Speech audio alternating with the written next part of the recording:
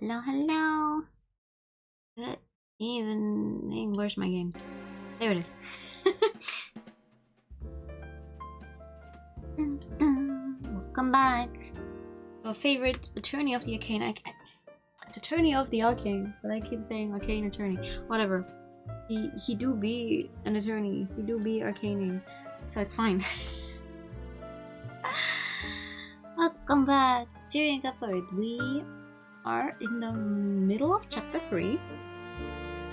Someone fell into the funny chemical soup. The funny magical chemical soup, because I, for the life of me, do not remember the proper terms they were using for it. And now we're like, wait, maybe someone, like, maybe there's more than one person who fell into the funny chemical soup. Wouldn't that be fucked up? So now we're gonna try and find out how to make that work in court. Okay, our client is innocent. Oh, also, I apparently fucked up my cable management. That is unfortunate, but I can't fix that right now. Whatever. Let's see. Oh, we're not actually in court yet. Never mind. Oh, we're about to be in court, right? Right, there was this nightmare thing. I was like, oh, we're not getting into that nightmare thing right now. That's where we stop. Never mind. And then a nightmare overtakes your sleep. Fun, right? You clutch that note tightly in your hands as you read it. I'm sorry, Tyrion. There's so many things that I wanted to tell you, so many things that I wanted to show you. But I'm afraid that I can't do that now. I need you to be strong now. This world is bleak, merciless, and unforgiving. I've seen you. I know how bright the light within you is. Use my eyes, peer beyond the divine gate as I once did. Use it to reclaim your future. The future, never mind. No. Not just specifically our future, everyone's future. Our eyes? I don't understand. Occupation, none. Age 10. Okay. It doesn't matter. All you have to do is stop the execution. If you can just restrict the nights long enough, you can save her and run away. You have to abandon your home, but at least she'll be with you. Still be with you. As you try to sprint towards the gallows, a knight grabs your arm and pulls you back. Occupation? That would be concerning! Not that it hasn't happened before. Kid, you can cross this point. Stop that! You furiously try to break his grip by striking him with your bare hands, but he barely feels anything through his armor. You continue delivering blow after blow to him, but it does nothing. Your knuckles start to bleed. Irritated by your behavior, the knight pins you to the ground. Damn, kid.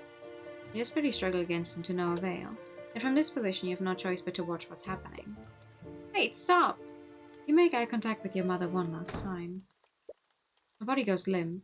You stare blankly at the hanging body. This isn't... You clutch her note tightly in your hand. You feel a comforting yet fleeting warmth from it. Oh, damn.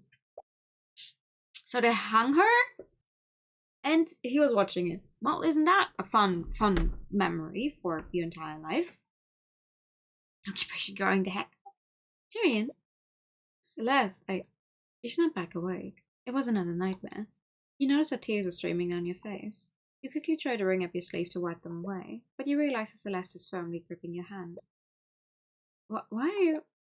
sorry. You were shouting in your sleep, but you seemed to calm down a little whenever I held your hand. So I've been doing that. Tyrion, are you okay? You're not. You've been acting weird since we arrived in Arenas. It's nothing.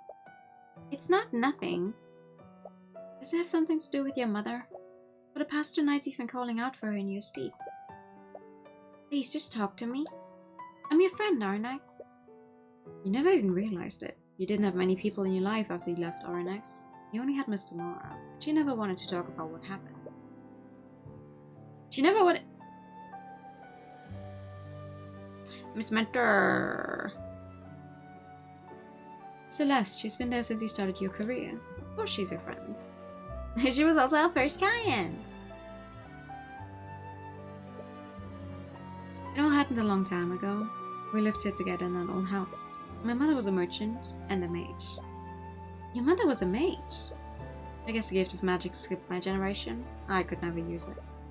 About 10 years ago, my mother's business partner was found murdered, and they found traces of magic at the crime scene. I thought that your mom did it. Miss Tamara was my mother's defense attorney for the trial. Clearly she didn't do a very good job, did she? She did everything she could to get her acquitted, but she could never find the real culprit. They found her guilty of first-degree murder. I tried to stop her execution, but... Your voice starts breaking. Tyrion. I'm sorry, Celeste. What? Coming back here has brought back so many memories. I thought that I'd already moved on from what happened. If I could just keep saving people as an attorney, then maybe I could put all of this behind me. But I'm back in Ornax, and those feelings are still so fresh in my mind. It's like I'm still the same powerless child from 10 years ago. I know that I've been taking that out on you. I'm really sorry. Don't be. I get it. I know what it's like to lose someone like that. She does, doesn't she? When my dad was murdered, you were there for me. Ah, isn't that nice? Well, when my dad was murdered, you were there for me. That's a fucked up sentence to say. A fucked up situation to be in, not gonna lie. If it weren't for you, I would have still believed that he died hating me. Celeste slowly clasps your hands within hers again. Seems warm and comforting. Has this been the warmth you've been feeling for the last few nights? So, just let me be here for you. Aww. Hooray! Collective drama! You can feel yourself dozing off. You have to snap yourself back awake. Sorry, the last few days have been a little tiring. It's okay, just focus on falling asleep. I'll stay with you for as long as you need me to. Aww.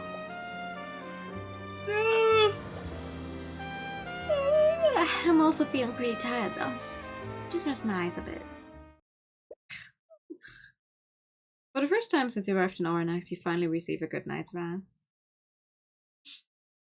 That's nice. You wake up the next morning feeling well rested. You feel almost a little too rested. You feel really reluctant to leave the comfort of your bed. Celeste, are you there? Your head feels warm. Aww. Hey hey. Hey hey. You can feel your heart stop. Celeste? What do you want? Her eyes slowly open as she wakes from an equally restful sleep. She drowsily scans her surroundings.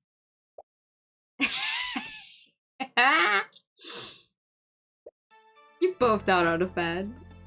So you seem to be doing better. You okay, right? Yeah, thank you for last night. Poor phrasing. Oh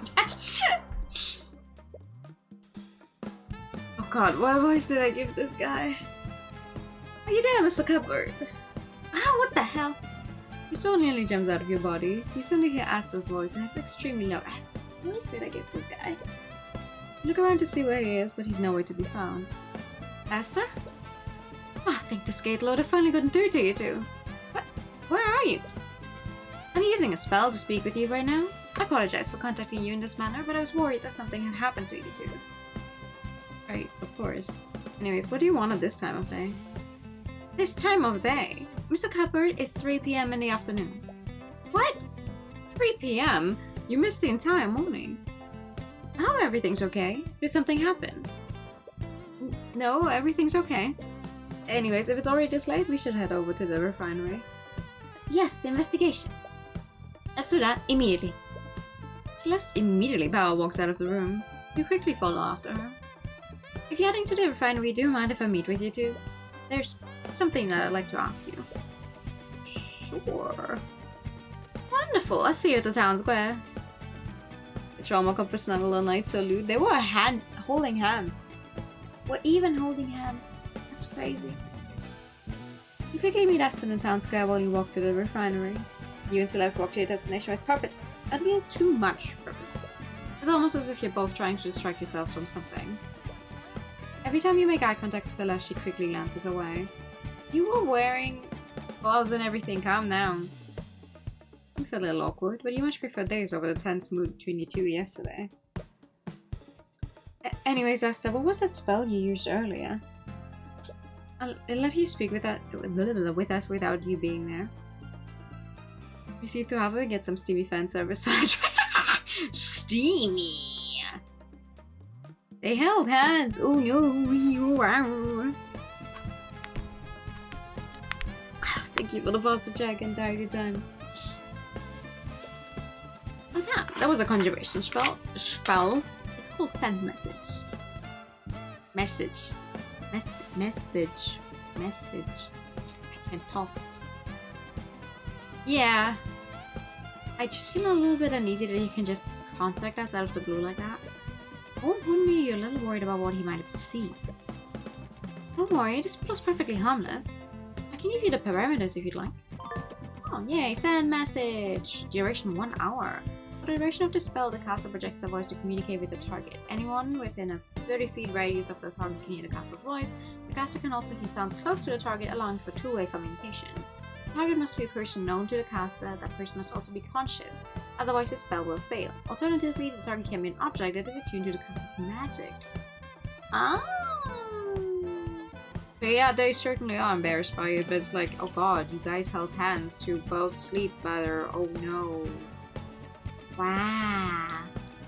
So the other person needs to be conscious for this one to work. So while you're sleeping, it doesn't. Okay, interesting. Looks like it only facilitates communication. No one has seen you guys hold hands. Calm the fuck down. It's gonna be fine. It does explain Esther's concern. Imagine you're trying to reach someone the entire morning. It's like, god damn it.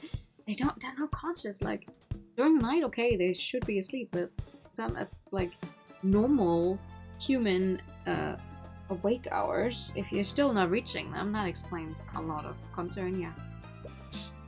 He definitely didn't see the embarrassing state that you two were in. You? Damn. By the way, I'm not trying to be rude, but why are you following us?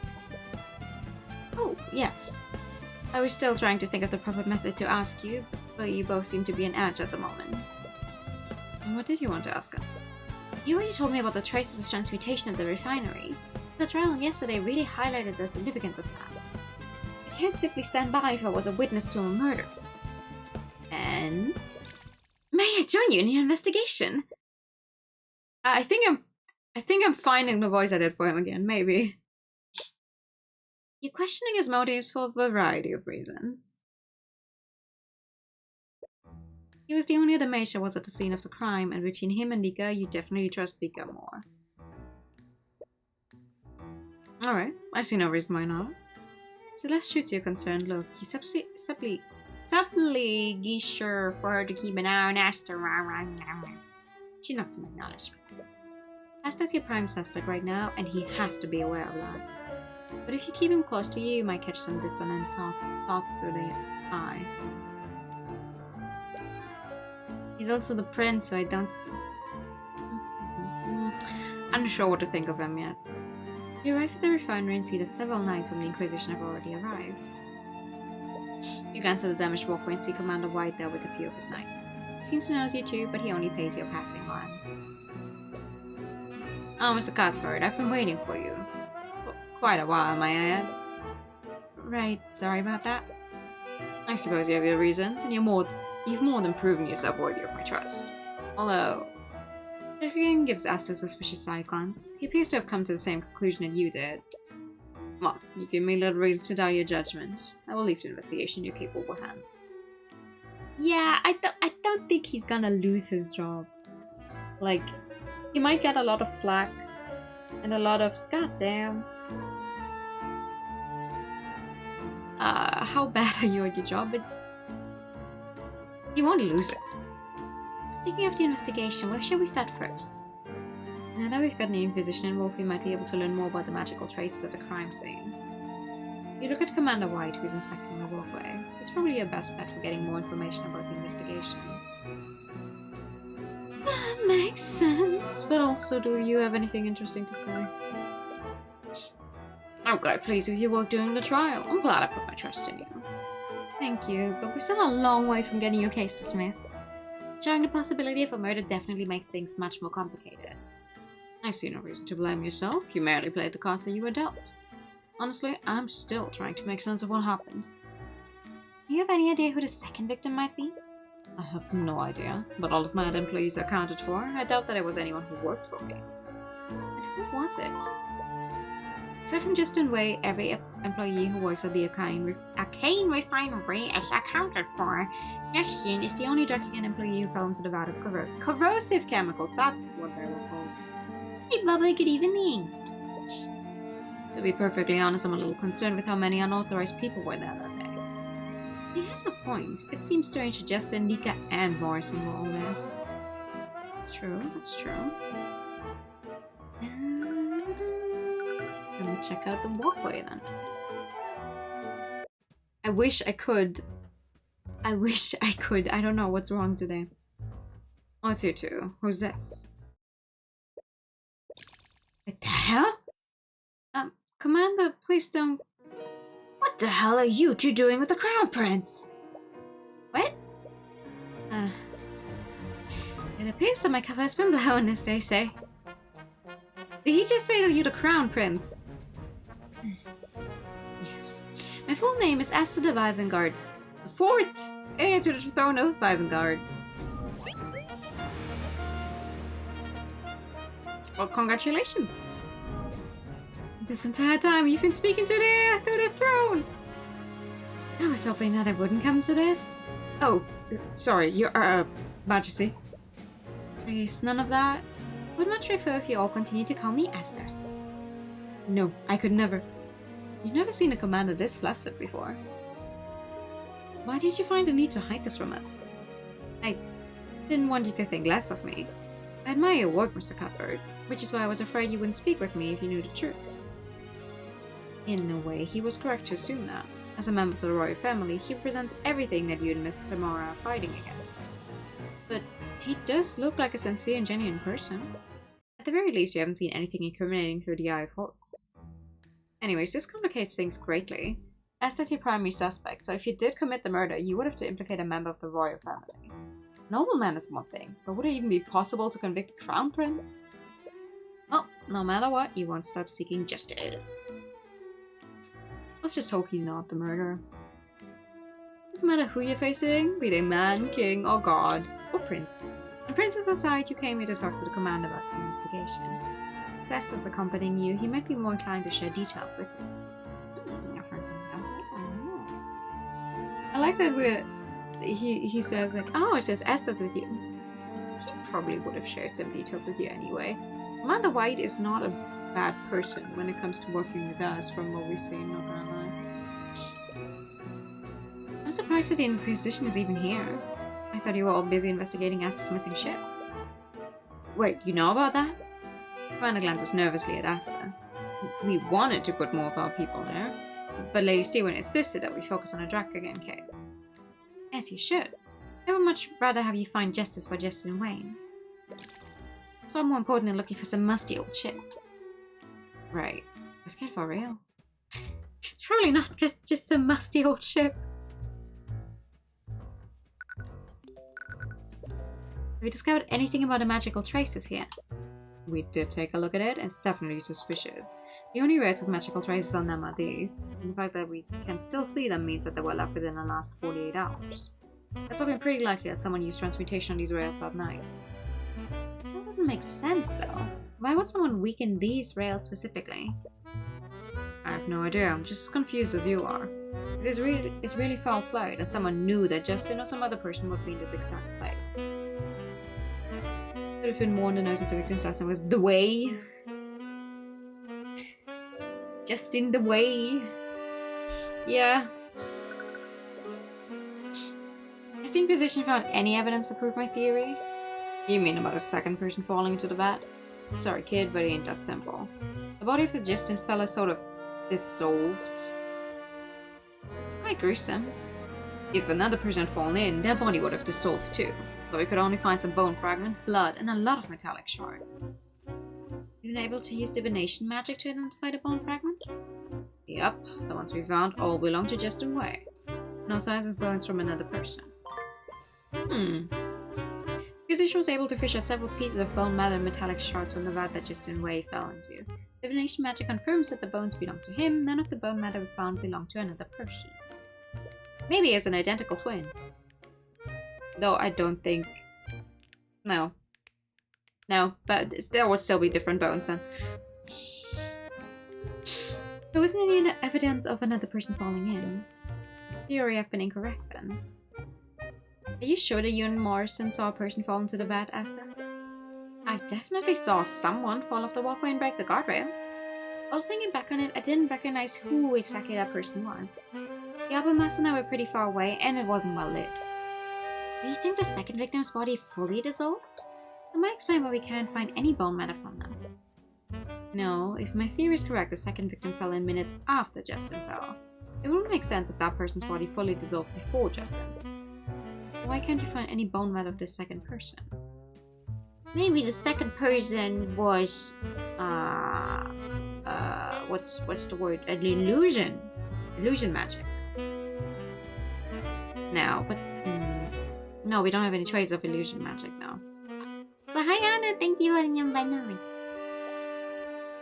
I know why Jackie might want to hear about this. And the second person was removed for some reason. Oh. If the liquid is so volatile, how were you able to take things out of the vat? Well, the liquid isn't volatile anymore. When Yappa Master and I reported what we saw, the workers poured some sort of a chemical solution into the vat. Yeah, according to them, the solution neutralized the evocation magic in those chemicals. From what I hear, the magical liquid in these vats is usually blue. The solution that they poured in turned it green. Yes, unfortunately it was too late. By the time they neutralized the liquid, Justin's body had already mostly dissolved. And if they hadn't neutralized it so quickly, we probably wouldn't have found anything from the victim. Aww. When Noah Morrison and Asta survived and got reported the accident, the refinery workers poured a yellow chemical solution into the vat. The solution neutralized the destructive magic of the vat liquids and turned it green. They usually blue. If they had neutralized the liquid, everything in the vat would have been completely destroyed.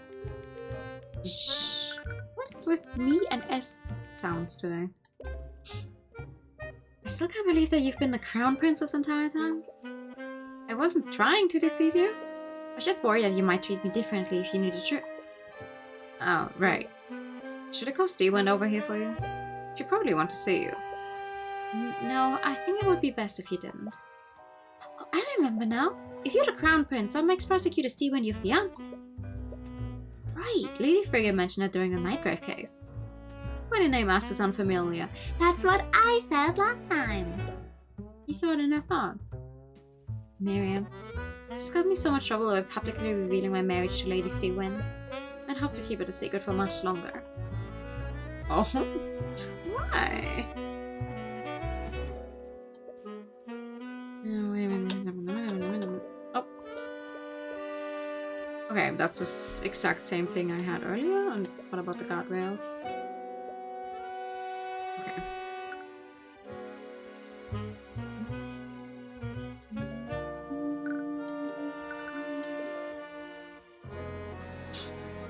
Where is Prosecutor Steven anyways? She always investigates these crime scenes herself. She says she wanted to investigate a disappearing ship personally. She seems really hell-bent on finding the people responsible. They did attempt to kidnap the crown prince after all. Aw, she must really care about you, Asta. Nope, I highly doubt that. What? Our marriage was arranged by our parents. She had no say in the matter, and I know that she only tolerates me for the good of our kingdom. I'm sure she still cares about you. No, I can tell by the way she behaves around me. Hands covered with rage, and she can't even bear to look at me when I speak to her. Ew, I can't believe she even treats a crown prince like that. She may be my fiancé, but our marriage is purely political. She endures so much because of her name. I guess you aristocrats have your own share of problems. I mean, yeah, of course they would. Hi!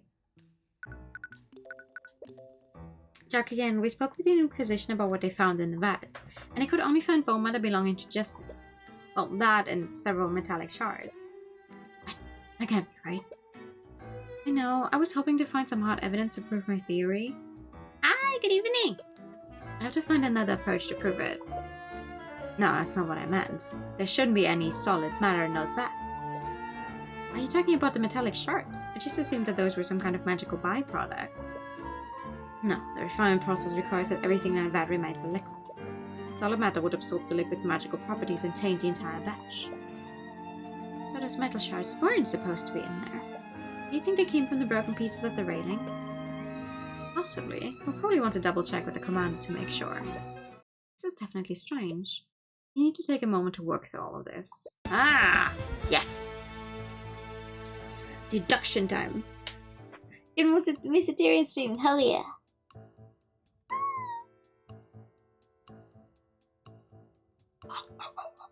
From what Darkigan said, there shouldn't have been any solid matter in those vats. We've already confirmed that the bone matter they found came from Justin's body. But that leaves another question. How did metallic shards appear in the vat? Where did those metallic shards come from? A metal Wow! Oh, there goes my answer. I don't even have to change this. I don't even have to change anything about this. Okay, I'll take it. A metal object was thrown into the vat. Yeah, I guess that makes sense. Whatever the object was, it probably dissolved into the shards that Orion found. That's the thing, though. What should the magical liquid have done to the object? The magical liquid in the vat was extremely volatile. It was destructive enough to reduce an entire human body to a few shards of bone. The vat liquid should have completely destroyed the metal object. And the object would have been completely destroyed. We shouldn't have found any metal shards in the first place. Right, but we did find them. How do you explain that? Why wasn't the metal object fully destroyed? That night something happened that prevented the metal object from being fully destroyed.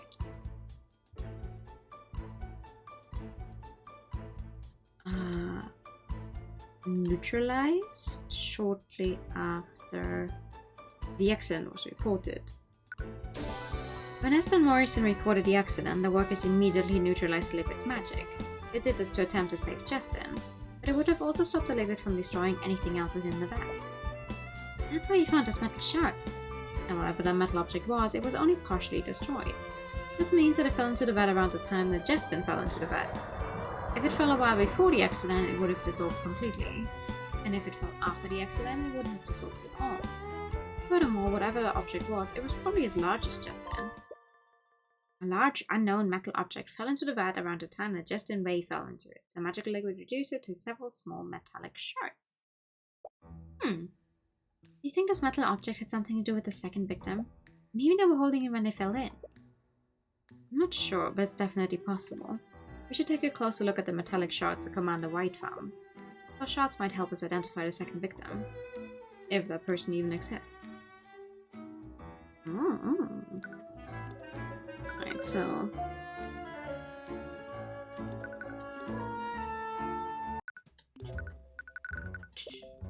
Hi, I have news on the metallic shards. Commander White, you mentioned that you found several metallic shards in the vat. Do you mind if we take a look at them? Sure, just don't get any bright ideas about taking anything. You also want to avoid touching them with your bare hands. The liquid is neutralized, but definitely ain't good for your skin. The commander motions to one of the Inquisition Knights. After a few moments, he brings back a large barrel filled with metallic shards. What? There were that many? What could have possibly fallen into the vat? Well, I guess we should get started. You spend some time closely inspecting the metallic shards of Celeste.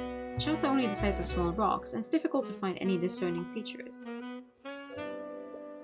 Any luck on your end? No, I haven't found... Celeste? I think I found something. I'm not exactly sure what it is, though. Celeste pulls out a metallic shard with some sort of engraving on it. Unlike the other shards, this one looks far less damaged. The engraving on it looks like some sort of crest. It's a crest of House and Sanctus. Isn't he the noble that's charging Jack again? Ooh. One of the shards has the crest of House von Sanctus, the noble family that controls the city of Oryx. Well, I doubt that Lord von Sanctus was the second victim. Esther, do you know who would have a house emblem like this? I also thought about the large boulder the size of a small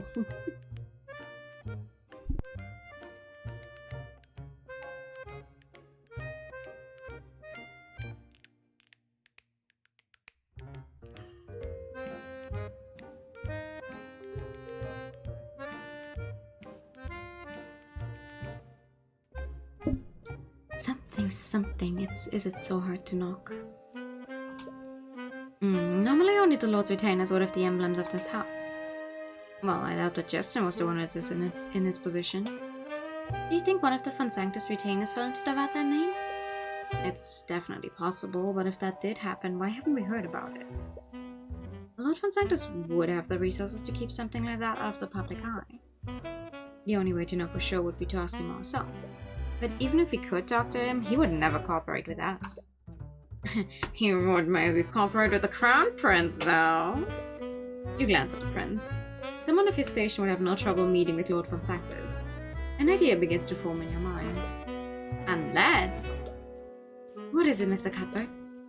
Esther, do you think you could help us interrogate Lord Von Sanctus? Really? You need my help? In this instance, it'd be very difficult to speak to him by ourselves. As the Crown Prince, he'd be much more inclined to speak with you. Of course, I'd be happy to help. You might be overplaying your hand by utilizing Esther this way. You're still wary of the Prince, especially since he was one of the few mages at the scene. Will this really work though? It's not ideal, but it's the only lead we have so far. It still bothers you. Why haven't you found any bone matter from a second person? Maybe you're overthinking it. You should pursue every lead and see where it takes you. And to do that, you need to find out where Lord Von Sanctus is. Probably at home. In his manor. We mustn't let such idealistic notions throw a nation into chaos. You arrive at the town square and see Lord Von Sanctus speaking to several spectators from a podium. There's Lord Von Sanctus. He appears to be giving some sort of speech. Occupation Prince! Just realized. He's 26. You do your best to remain hidden from his view while you listen in. Please understand, the actions of the nobility seem callous. However, we only have your best interests at heart. This controversy with the Dracoid Trading Company is just one of the many examples. These so-called unions that men like him support may seem appealing, but they only obfuscate and hinder the nobility from protecting the working class. Men like Stefanik Dracoid are merely charlatans. They only seek financial gain by strong-arming the true benefactors. True benefactors? What a joke. I knew that Von Sanctus was wary of Dracoid, but I never expected him to be this zealous about getting rid of him. I think it's less about Dracoid specifically and more about what he represents. What do you mean? The Dracoid Trading Company has presented tangible proof that its policies are both effective and profitable. Even businesses that have no affiliation with him have started following his example. Von Sanctus is merely a relic of the past. And I think he knows that his archaic ideals won't survive in his landscape. I can only hope that our grand kingdom recognizes this danger as I have.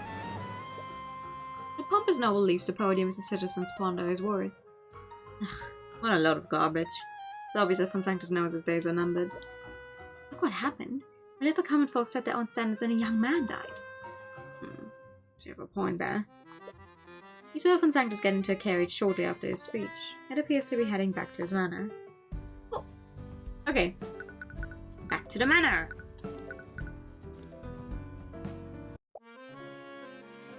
So this is Von Sanctus's house. It'd be more appropriate to call this building a palace rather than a house. What's that smell? As you get further into the manor, you're hit with a very pungent and sour odor. It almost burns the interior of your nostrils every time you inhale. I mean, there was this scene when the murder happened where someone was like, wait, I can still use this to my advantage, so he's definitely involved somewhat. Anyways, we saw Von Sanctus heading back here. We should be able to speak with him soon. Hey, Tyrion, isn't he going to recognize us? We can't really avoid that. If you want to question him, we need to speak to him directly. But even a noble like him would have to act civilly with the Crown Prince present.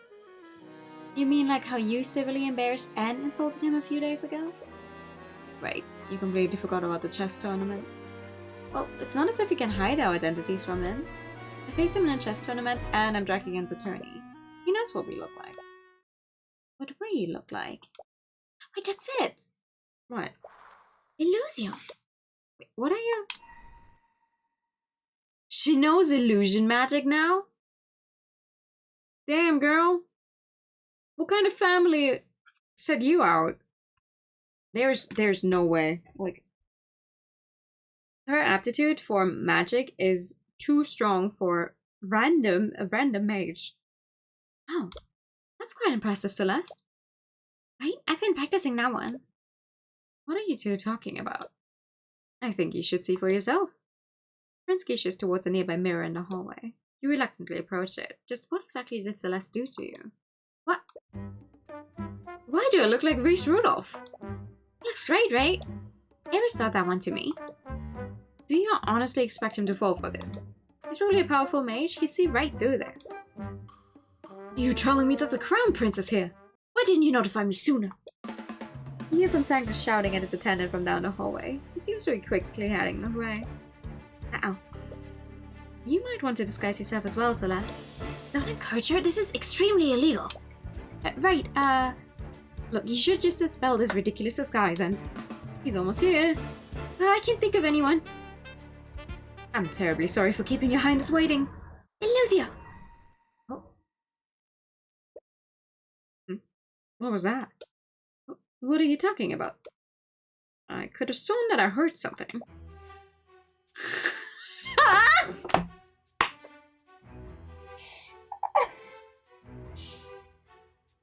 Of all the people... I didn't hear anything either. You must be imagining things. Scale, Lord help us. Of all the people she could have chosen. At least she's able to mimic her voice well enough. Oh, Lady Steelwind. I wasn't expecting you until much later. Well, I do not answer to you. I shall do as I please. Yes, I suppose you have a habit of doing that. Surprisingly, it doesn't look like you've seen through your disguises. He must have other things on his mind if his guard is down like this. Anyways, Lord Von Sanctus, pardon the abrupt intrusion. I came by to pay my respects. I am honored by your Majesty's presence. Unfortunately, I'm quite busy with administrative matters at the moment. Too busy to show hospitality to a heir through the throne? Oh, I wasn't. I suppose I have some time to speak with you? The conditions aren't ideal, but at least you have Von Sanctus here with you. You should let Princess make small talk with him for a bit. After that, you can subtly bring up the Von Sanctus crest that you found in the vat. Subtly. Very subtly. Did you kill the guy? I heard about the charges that you've brought against the Drakican Trading Company. Forgive my bluntness, but is everything well within your estate? Oh, Dad. I am simply cleaning house, nothing more. I've dealt with plenty of men like Drakigan before, and this time will be no different. I understand that he may be taking business away from you, but there's already around you taking such drastic measures. It's not just about his business, it's his ideas that he's putting into people's heads.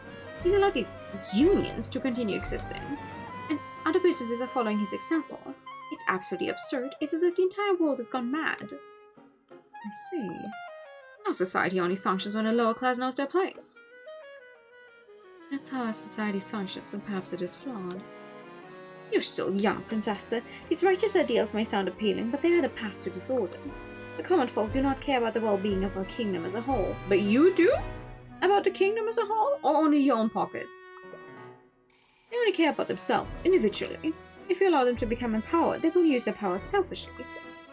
It is up to the upper class to maintain order. I see.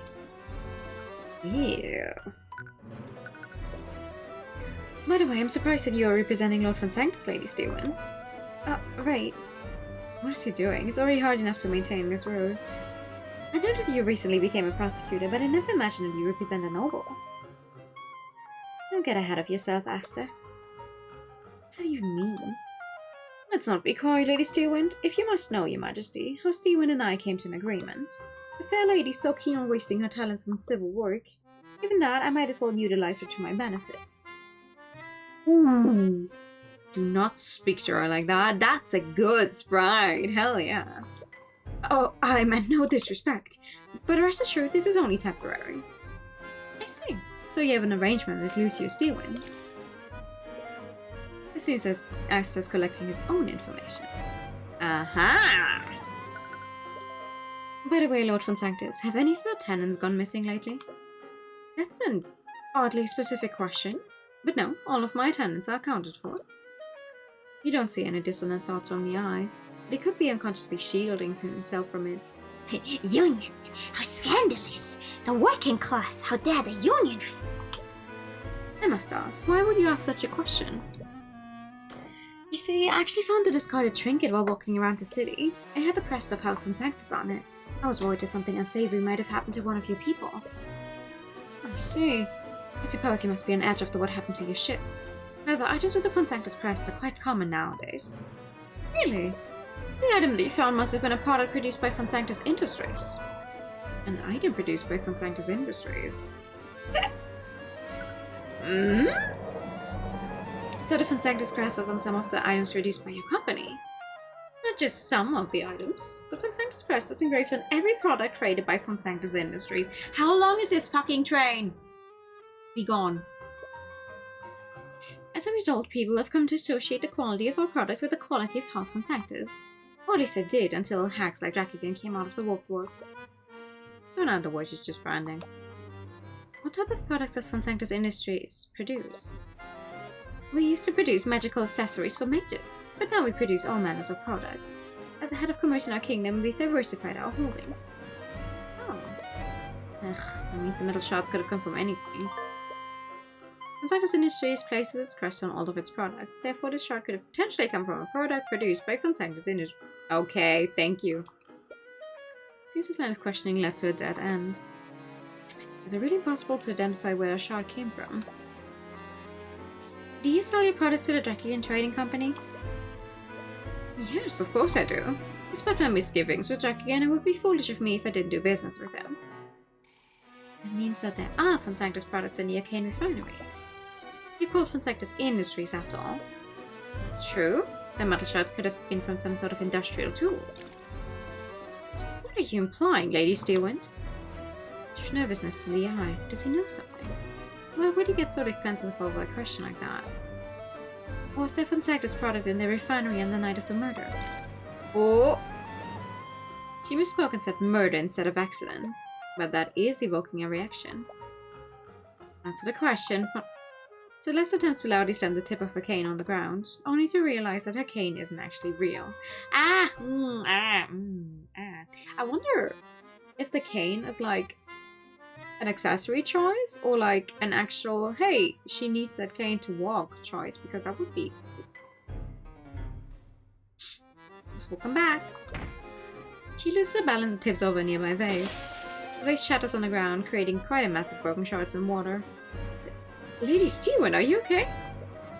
Celeste immediately regains her balance and tries to act as if nothing happened.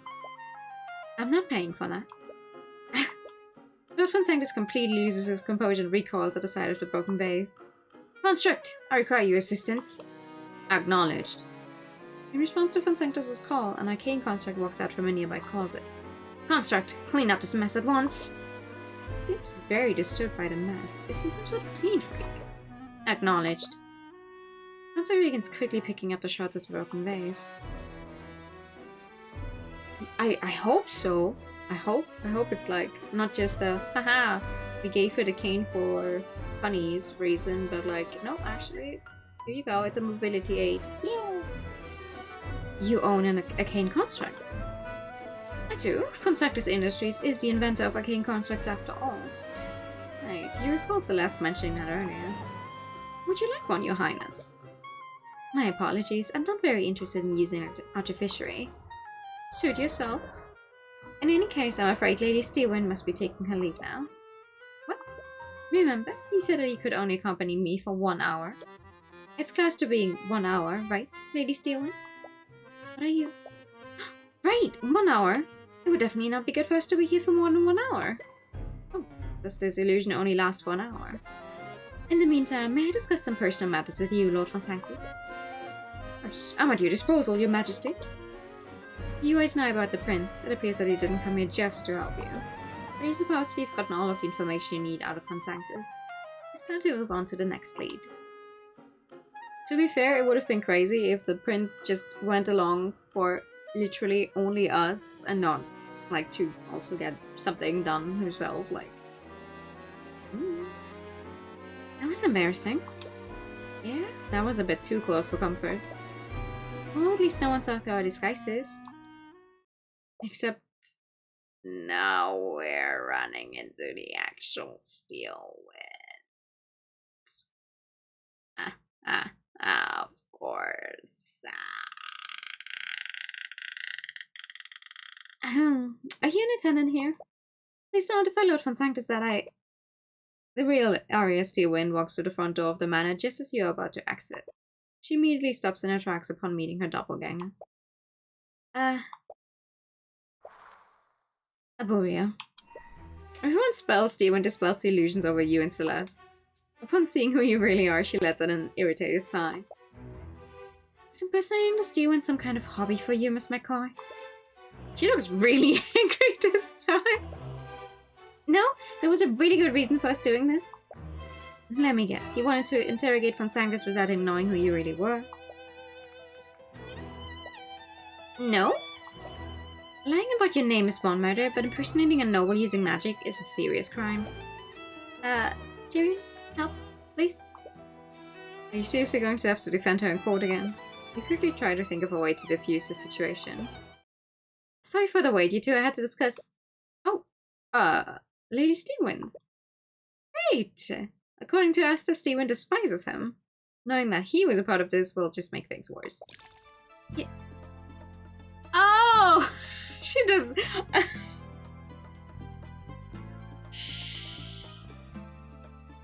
Mr. Prince, sir, I don't think she despises you. I think she's just... flustered. Your Majesty. Oh. What? Oh, I see you've just spelled the disguises. You knew about this? As the steps between you and Steelwind, it seems that he's trying to calm her down. For better or for worse, her attention is firmly focused on him. I'm terribly sorry, I didn't mean to disrespect you. No, that's not why he's really close. He pulled his ruse under my orders. Could you please look the other way just this once? Okay. Thank you, Lady Steelwind. I won't forget this.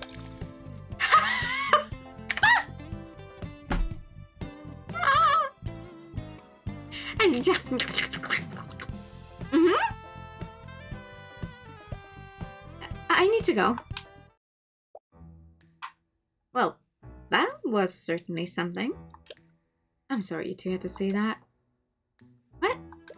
It's as I said before, she absolutely detests me. You saw it, didn't you? She could barely look me in the eye. Oh my god. In any case, we're starting to run out of time. We should head back to the refinery. But we still don't know where the metal shard came from. From what von Sanctus told us, I don't think we can find out exactly where it came from. If each of von Sanctus's products has that crest, it could be on any number of things. Hopefully Drakigan can help us narrow that list down. If it did come from some kind of industrial tool, he might be able to check if any of the refinery tools are missing. We just hope he can provide you with some kind of lead. Mentally key smashing is great.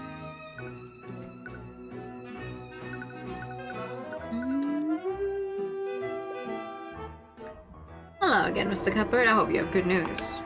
Well, actually, it takes some time to explain to Drakigan what you found during your investigation. You're still uncertain about the identity of the second victim. The metal shard with the von Sanctus crest is your best lead right now. I see. With that said, do you have any tools that you've purchased from von Sanctus Industries? I do. He personally sold me quite a few when I first arrived in the city. I even purchased a security system for the refinery building from him. Really? Did you purchase anything else from him? Well, he also tried to sell me some of those arcane constructs. He told me I could be the first person in Orinox to own such innovative technology. Huh? But I turned him down. Really? But they seem so useful. I don't feel comfortable trusting machines to handle the work here. Those constructs require very specific instructions, and they lack common sense. That's true, we saw how unreliable they could be during the Nightgrave case. He heavily emphasized how exclusive this deal would be for me. Looking back on it, he was probably trying to make me dependent on his services. Yeah, I guess you made the right choice by refusing his offer. Lloyd von Sanctus personally sold several industrial tools to Stefanik Drakigan on behalf of von Sanctus Industries. A lot of these tools were present in the Arcane refinery. Von Sanctus Industries also created a security system for the refinery.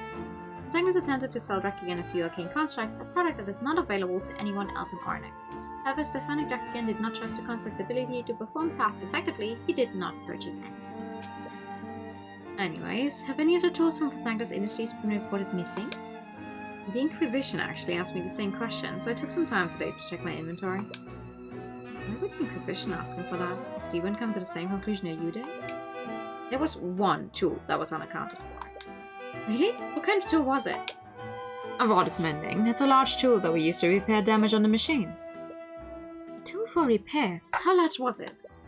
Quite large, actually. It's called a rod, but it's more of a large cylindrical tool.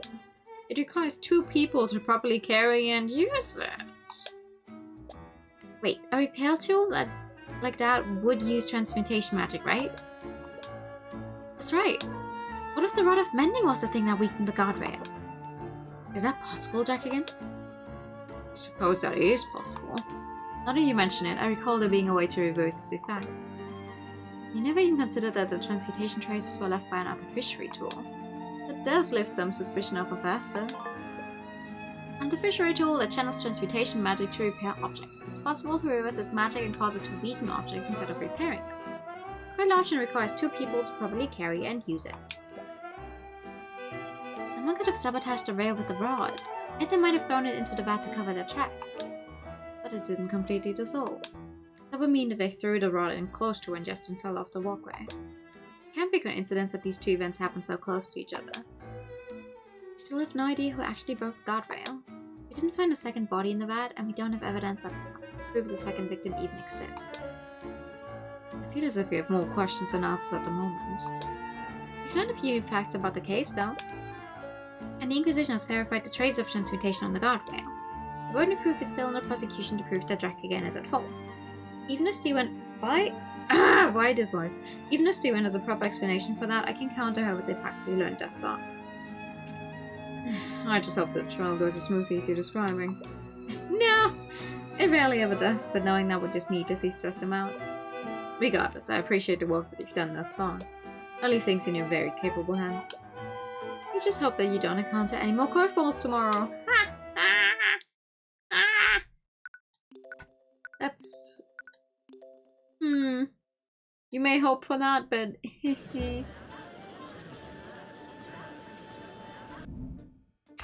I think she's very cute.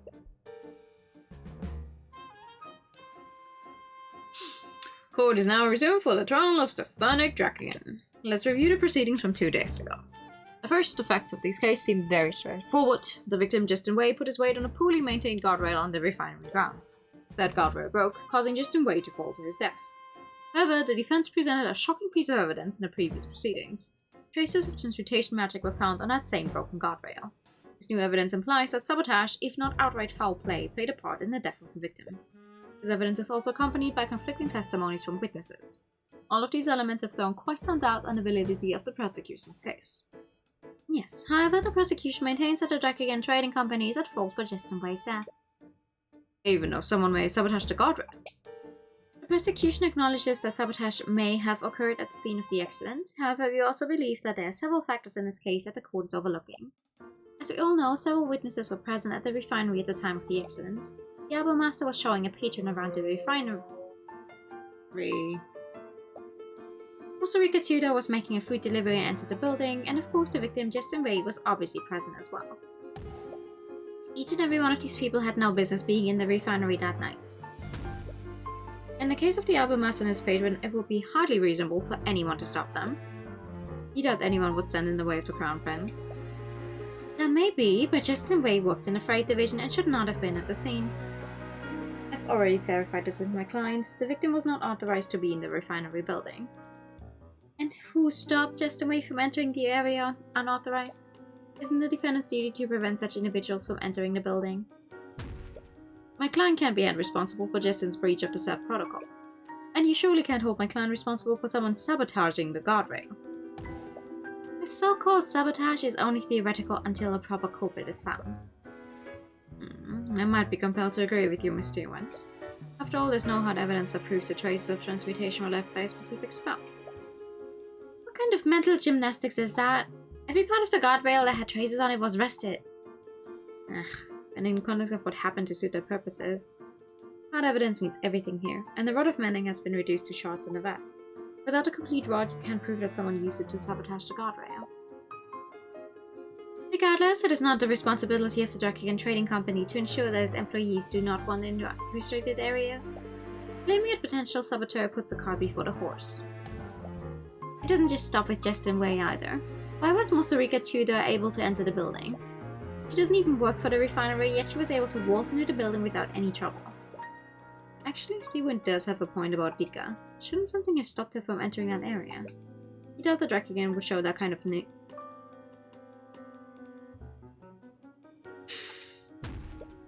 If that's true, I believe that we should hear from Miss Tudor directly. Let's see how easily she gained access to the refinery on the day of the accident. We've already anticipated that. Mr. Tudor is prepared and ready to testify. Very well then. Bailiff. I hate my life.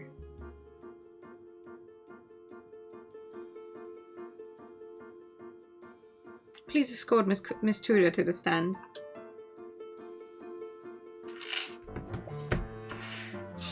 Miss Tudor, are you aware of why you've been called here today? Yeah, I heard everything from the gallery. Bailiff. Then you have no problem answering the following questions. Did you encounter resistance when you entered the refinery the night of the accident? Witness, may I remind you that you're under oath to tell the court everything that you know? Failure to do so is a crime. No one tried to stop me? Sorry, Tyrion. You have nothing to apologize for, witness. The only one at fault is the Drakigan Trading Company and their...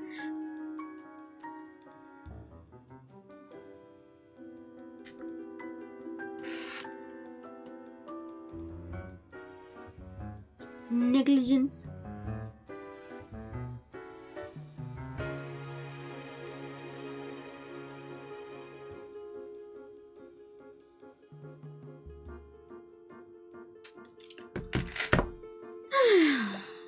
Hey, that's... For the record, please testify in detail about how you entered the refinery that day, Miss Tudor. Okay?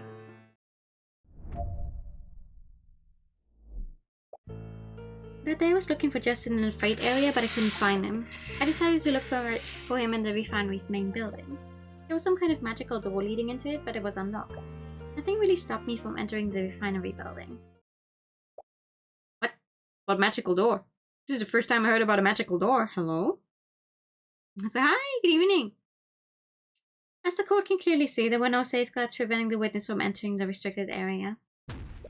The witness clearly stated that there was a magical door leading into the building. This was obviously some sort of security door powered by artificery, which was still unlocked and effectively useless. There must be a way to prove that the unlocked door wasn't Drakigan's fault. Mr. Cuthbert, you may begin your cross-examination. Thank you. Give me some more info about that magical door, hello? By magical door, do you mean that it was a door powered by artificery? Yeah, I have a door like it in my restaurant too, but this one looked a lot more complex. Why would you or Drakigan need magical doors anyways? The one in my cafe magically locks the shop when I close it for the day. I guess the door to the refinery building was for the same thing. But that means that there was a mechanism to keep out unauthorized personnel, which was effectively useless. The witness entered the refinery and encountered zero resistance. Furthermore, the Inquisition has already locked the specs for the door. Oh, thank you. The only entrance to the refinery building is a door with an artificial lock. Magical keys can be used to unlock the door for 5 seconds. After these 5 seconds, the lock automatically closes the door and engages the lock. The lock can only be disabled by Stephanic Drakigan. The door could be physically prevented from closing, but this would trigger an alarm within the refinery security system. Cross symbol and transition into cross-examination. True. Did you use a key to unlock the door, Miss Tudor? No, I didn't.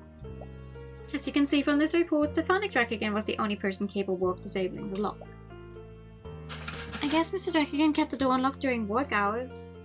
I don't think so. I think there's actually some kind of problem with the security system. If it was kept open and there's no alarm going off, then I think something with the security system was wrong. Maybe turned off, maybe broken. Something along those lines. Owie. Owie, owie.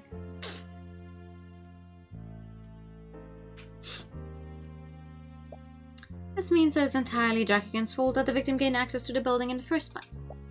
Wait, that's not what I meant to... But that is what you implied. Unless you can prove that another person disabled the door. You can't refute that statement. Yet. But you might be able to work with this new information. Regardless, please add this last statement to your testimony, witness. Alright. Mr. Draken must have disabled the lock. No one else could have disabled it.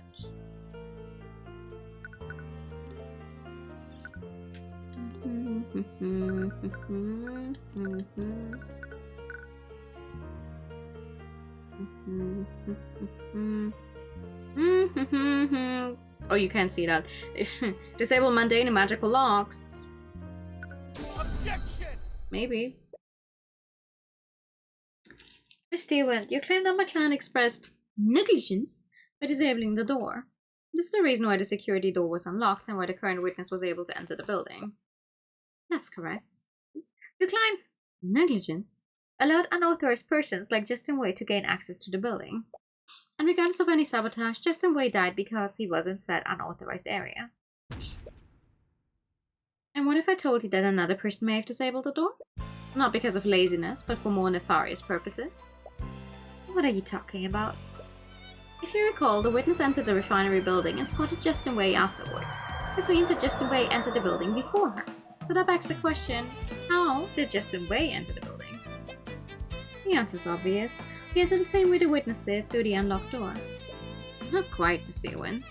Since this trial began, we still haven't answered why Justin Wade entered the refinery building in the first place.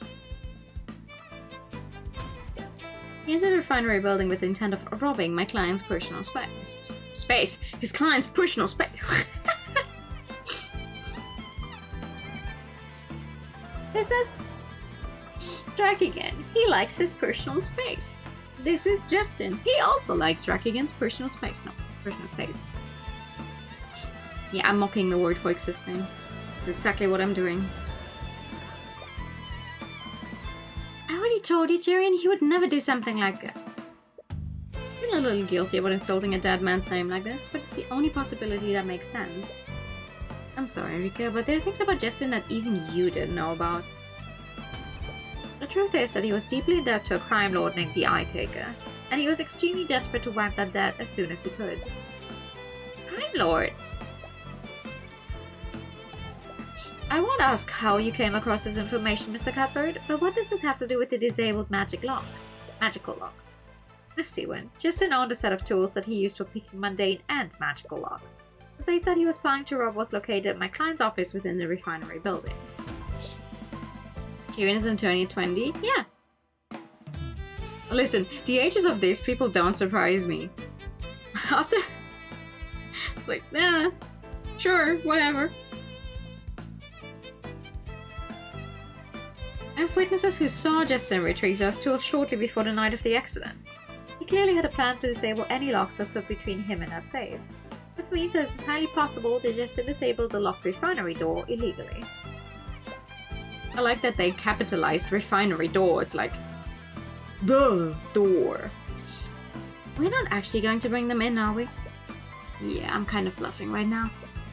You basically assaulted one of them. We both assaulted him, Tyrion. She says that as if it absolves her of any guilt. Hold on a minute. You can't just accuse him like that when he can't even defend himself. I'm sorry, Eureka, but his delinquent friends told me about his plan. He didn't want to rob Jack again, but he needed the gold to wipe away his debt. If Justin wasn't the one that disabled the lock, that would only leave Jack again. But there has to be an explanation why neither of them is guilty?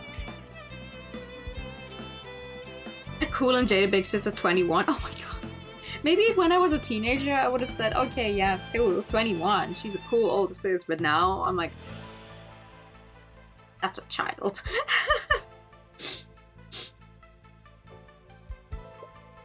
She definitely believes in Justin. But a scenario where both Justin and Draken are innocent is too optimistic, if not impossible. But it's not as if you're entirely certain of what actually happened that day either. Alright, Rika, you knew Justin better than I did. Let's assume that you're correct. Neither Justin nor Draken disabled the locks that day.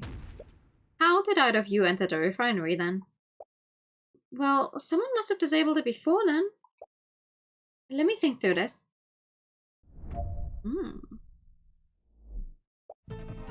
Plenty of people could have disabled the locks. Maybe one of the employees got lazy and forcefully broke it. There's also that nobleman who was with Mr. Morrison. He's a mage and he could have used magic to do it. It could have also been one of the maintenance contracts. I saw one working on the machines. Maybe one of them broke the lock. I can barely even begin to point out all of the issues with your theories, Miss Tudor. If you recall, the entrance lock can only be disabled by Stephanic Drakigan. Even Mr. Cuthbert's theory makes more sense than your list of suspects. She's right. It doesn't matter how many suspects she presents, none of them had the credentials to disable the lock. So why do you feel like there's something else wrong with her testimony? The defense would still like to exercise the right to cross-examine the witness. What a waste of time. While the court agrees with Miss Stewart, we also recognize Mr. Cuthbert's right to cross-examination. However, I will not allow the defense to waste the court's time. If nothing substantial is gained from your cross-examination, I will not hesitate to end it early. Understood, Your Honor. That's okay. The only thing of interest is that there was apparently an arcane construct working. So, like, what the hell?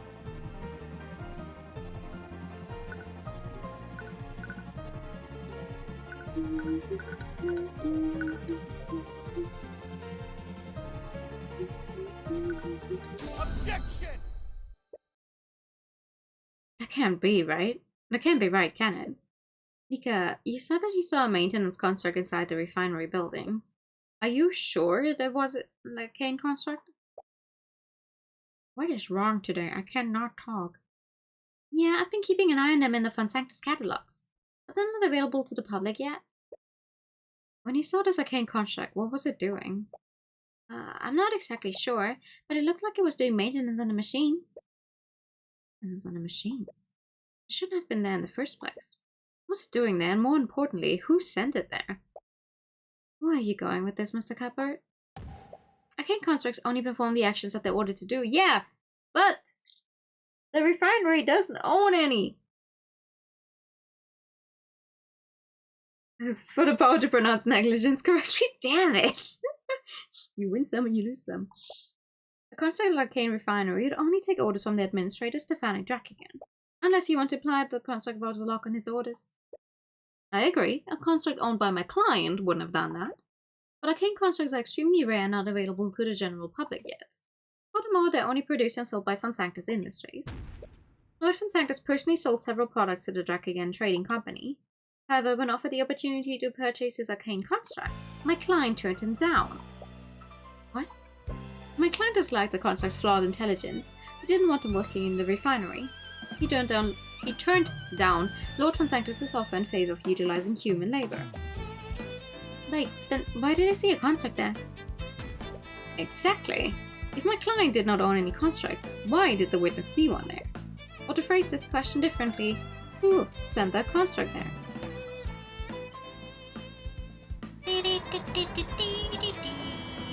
Who? Why would anyone send an arcane construct into the refinery? First, let's consider the rarity of arcane constructs. They're highly experimental and not available to the public yet. With all of these elements in mind, only one person in the city of Arnex could have done this.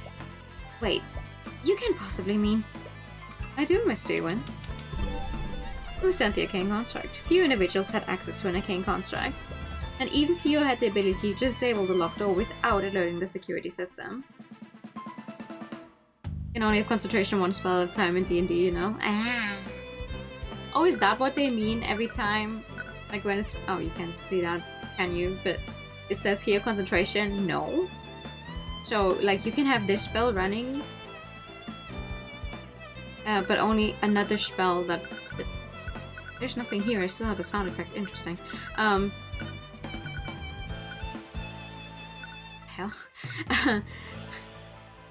Like, I could use this spell, and I could use, I don't know, one of the illusion spells that uses concentration. We just don't have them here right now because they're not relevant. Didn't know that. Oh, I see. That's good to know, actually.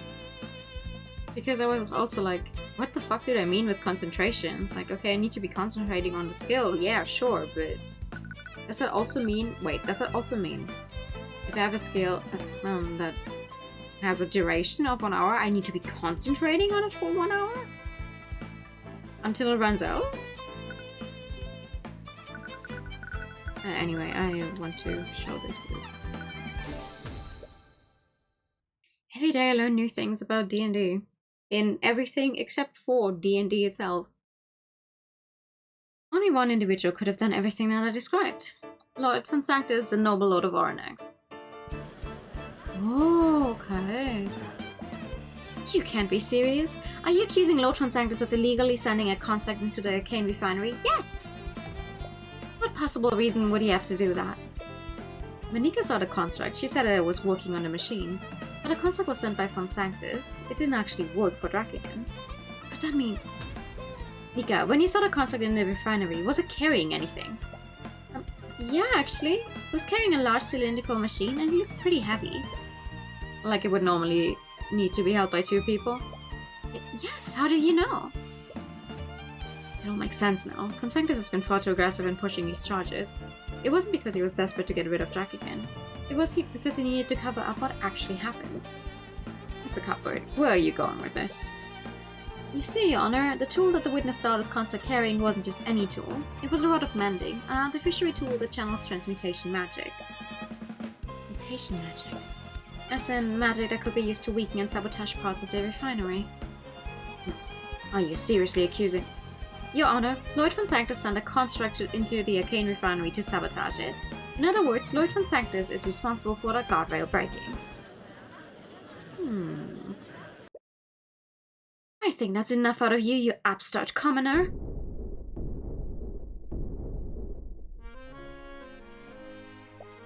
The judge really needs to stop these guys from just barging onto the... No, this is the 3rd case. This is only the 3rd case. To be fair, who's going to stop a noble from a pillar family? I've had enough of these blatant accusations. If you want to sling mud at my name, you will do it to me directly. 3 out of 5, yes.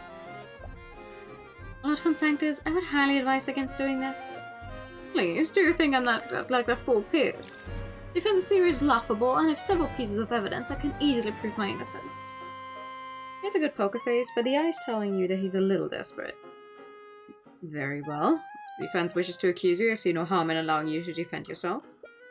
The court would very much like to hear your testimony on the matter. Steven's just over there like, what am I even here for?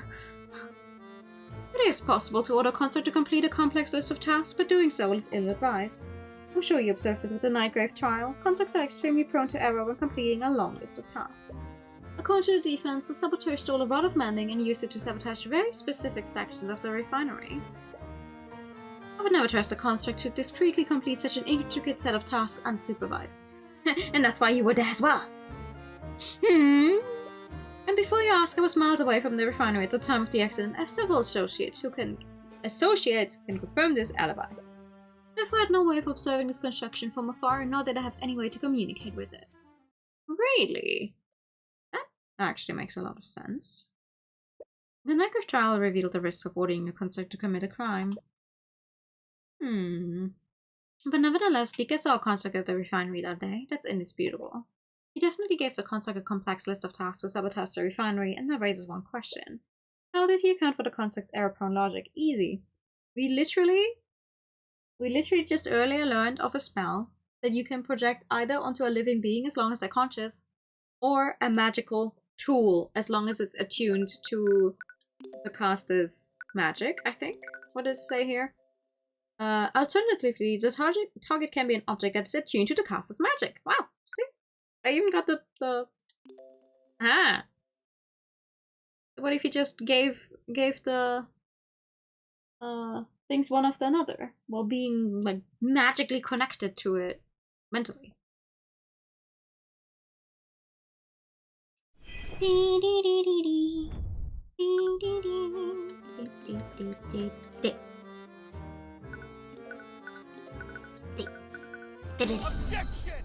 Objection! Sanctus, you testified that there was no way for you to observe and communicate with the construct. Am I correct? Yes, I was at that meeting with Steven for the entire day. Anyone there could testify to the fact.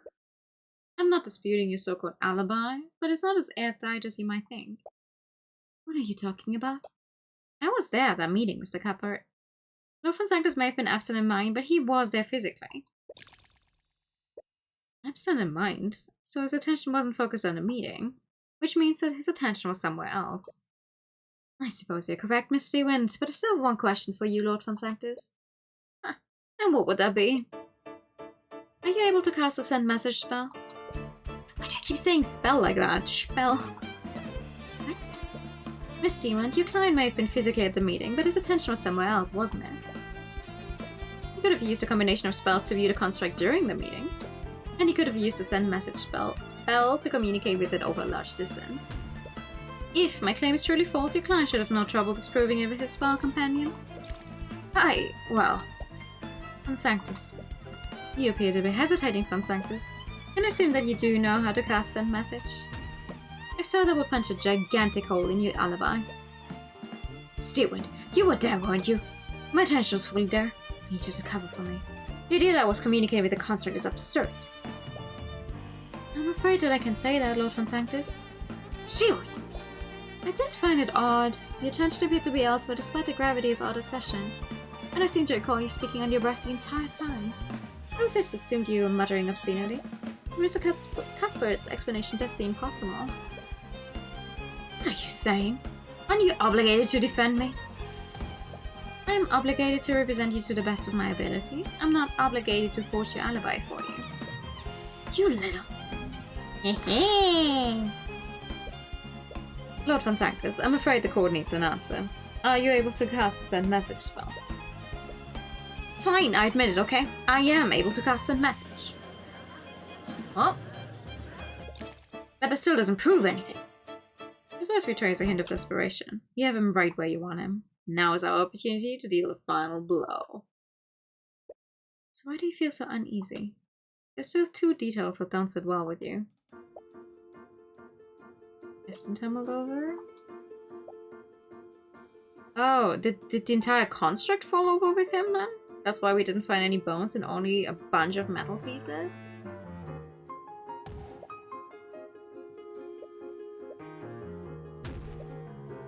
Yeah, we're two different people. The second person that fell into the vat is still unaccounted for.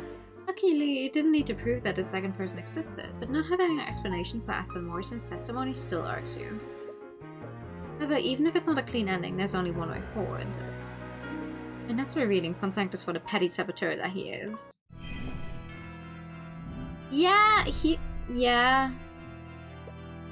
I get what you mean. Like, I get it, okay, he's a lawyer, sure, but still, he's very normal looking. Aside from the bright orange eyes.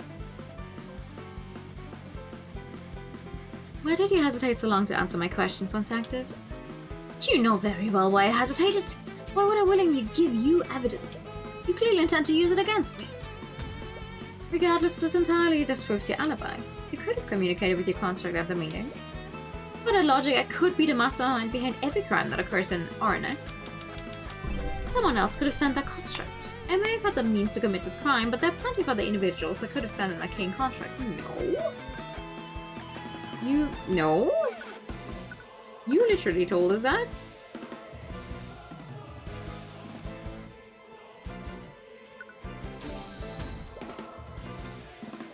Sanctus, you of all people should know that the arcane constructs are not available to the public. When you attempted to sell these constructs to Draken, you promised him that he would be the first merchant in Ornax that would own one. Sorry. Since he refused to offer, that would leave you as the only owner of arcane constructs in Ornax. That's... Well, I admit I may have not been that truthful when I made my sales pitch. So you're saying that you lied to my client? Oh, please, every good businessman knows how to embellish the truth when making a sale. I've sold contracts to other individuals. The truth is that I've sold those contracts to plenty of other individuals in RNF. If only. It would be too dangerous to sell it to anyone else. Ha.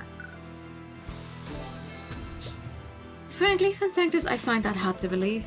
After the Nightgrave trial, you must have been a lot more fearful about who you sold your constructs to. You only tried to sell your constructs to Draken so that you could control him. You wouldn't have done that otherwise. Is that so? Then why don't you prove it? No, Fansanctus, why don't you prove your statement? Show us any invoice that proves you made a sale to someone in Oronex. Ooh. Well, who says that the saboteur lived in Oronex when I made the sale? Are you serious? Oronex is a trading hub. Plenty of people come and go from the city.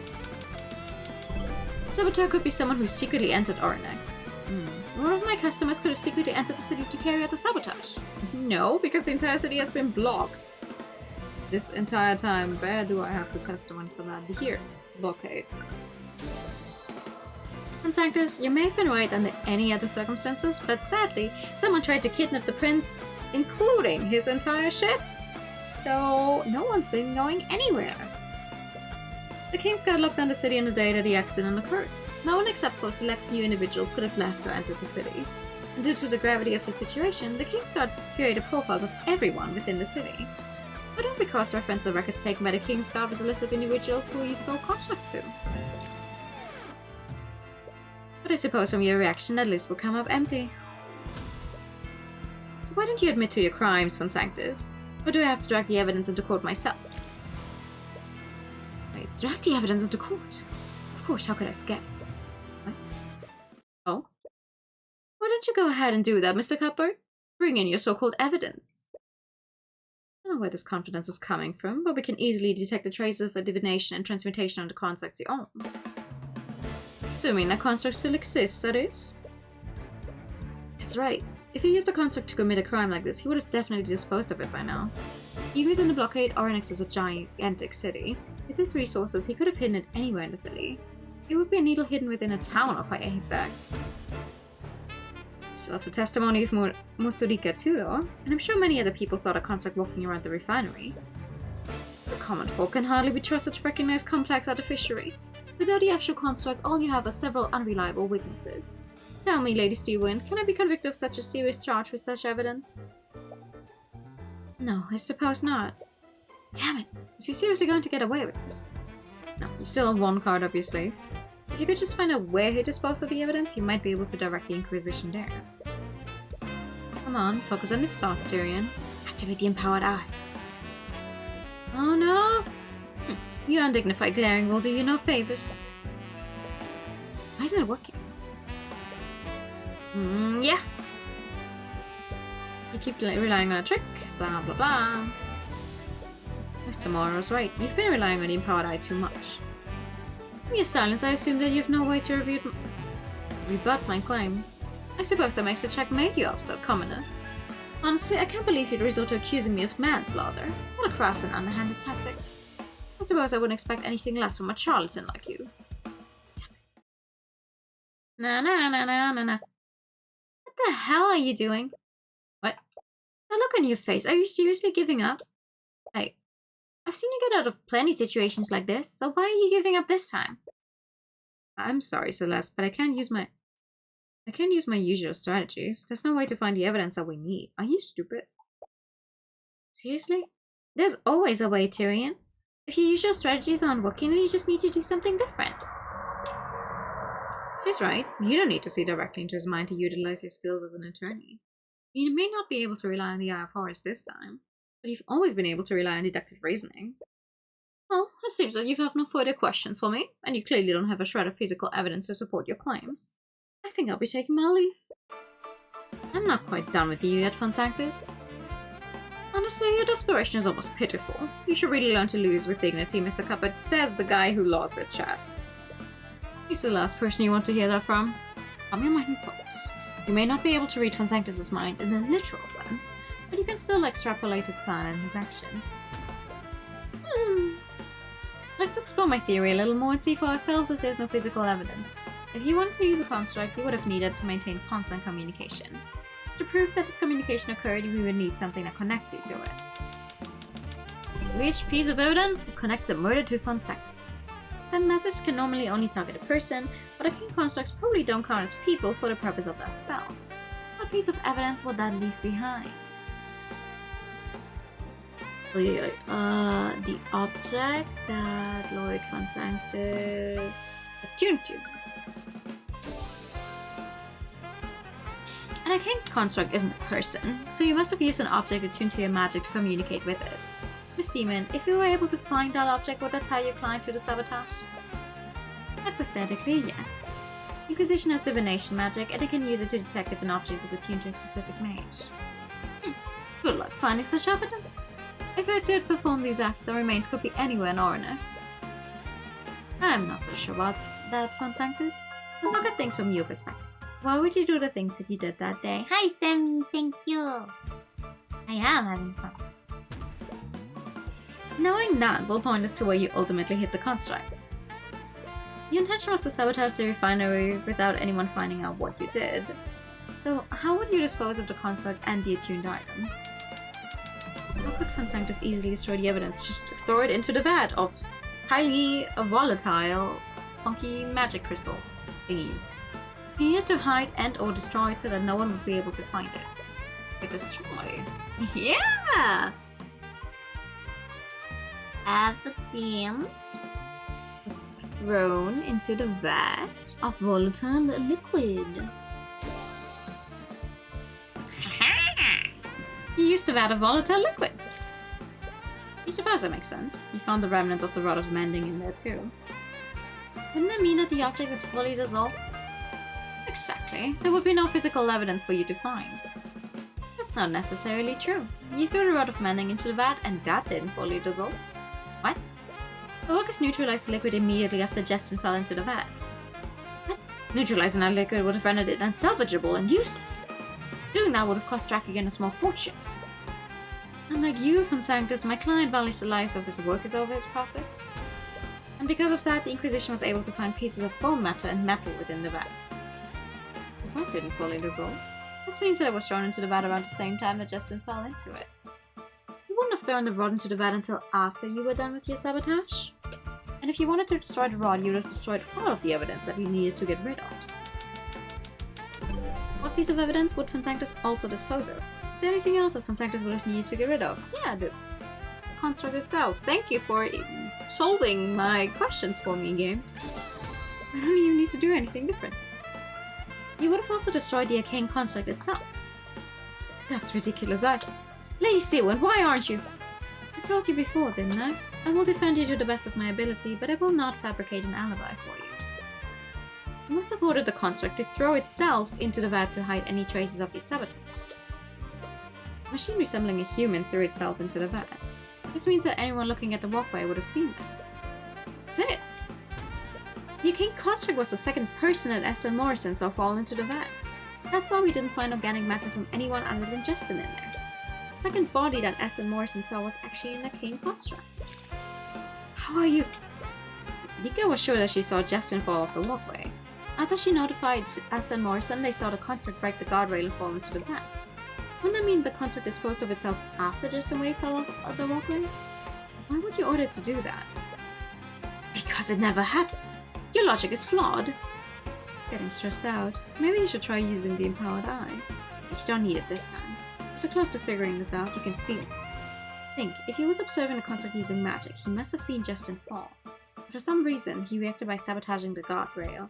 If he was using just send message, though, he wouldn't actually have seen anything, he would have only heard, but... Maybe he was using something else to also see, I don't know. For some reason, he reacted by sabotaging the guardrail. Why did Van Sanctus sabotage the guardrail? Why would he ignore seeing that happen? Unless he did all of this because he saw Justin fall. Van Sanctus wanted Justin's death to look like an accident.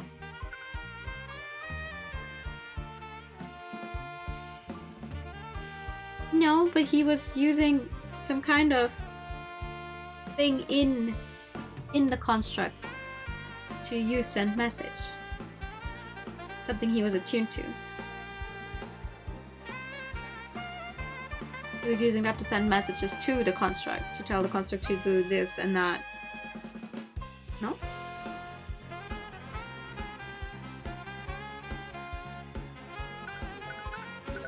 sent message can only...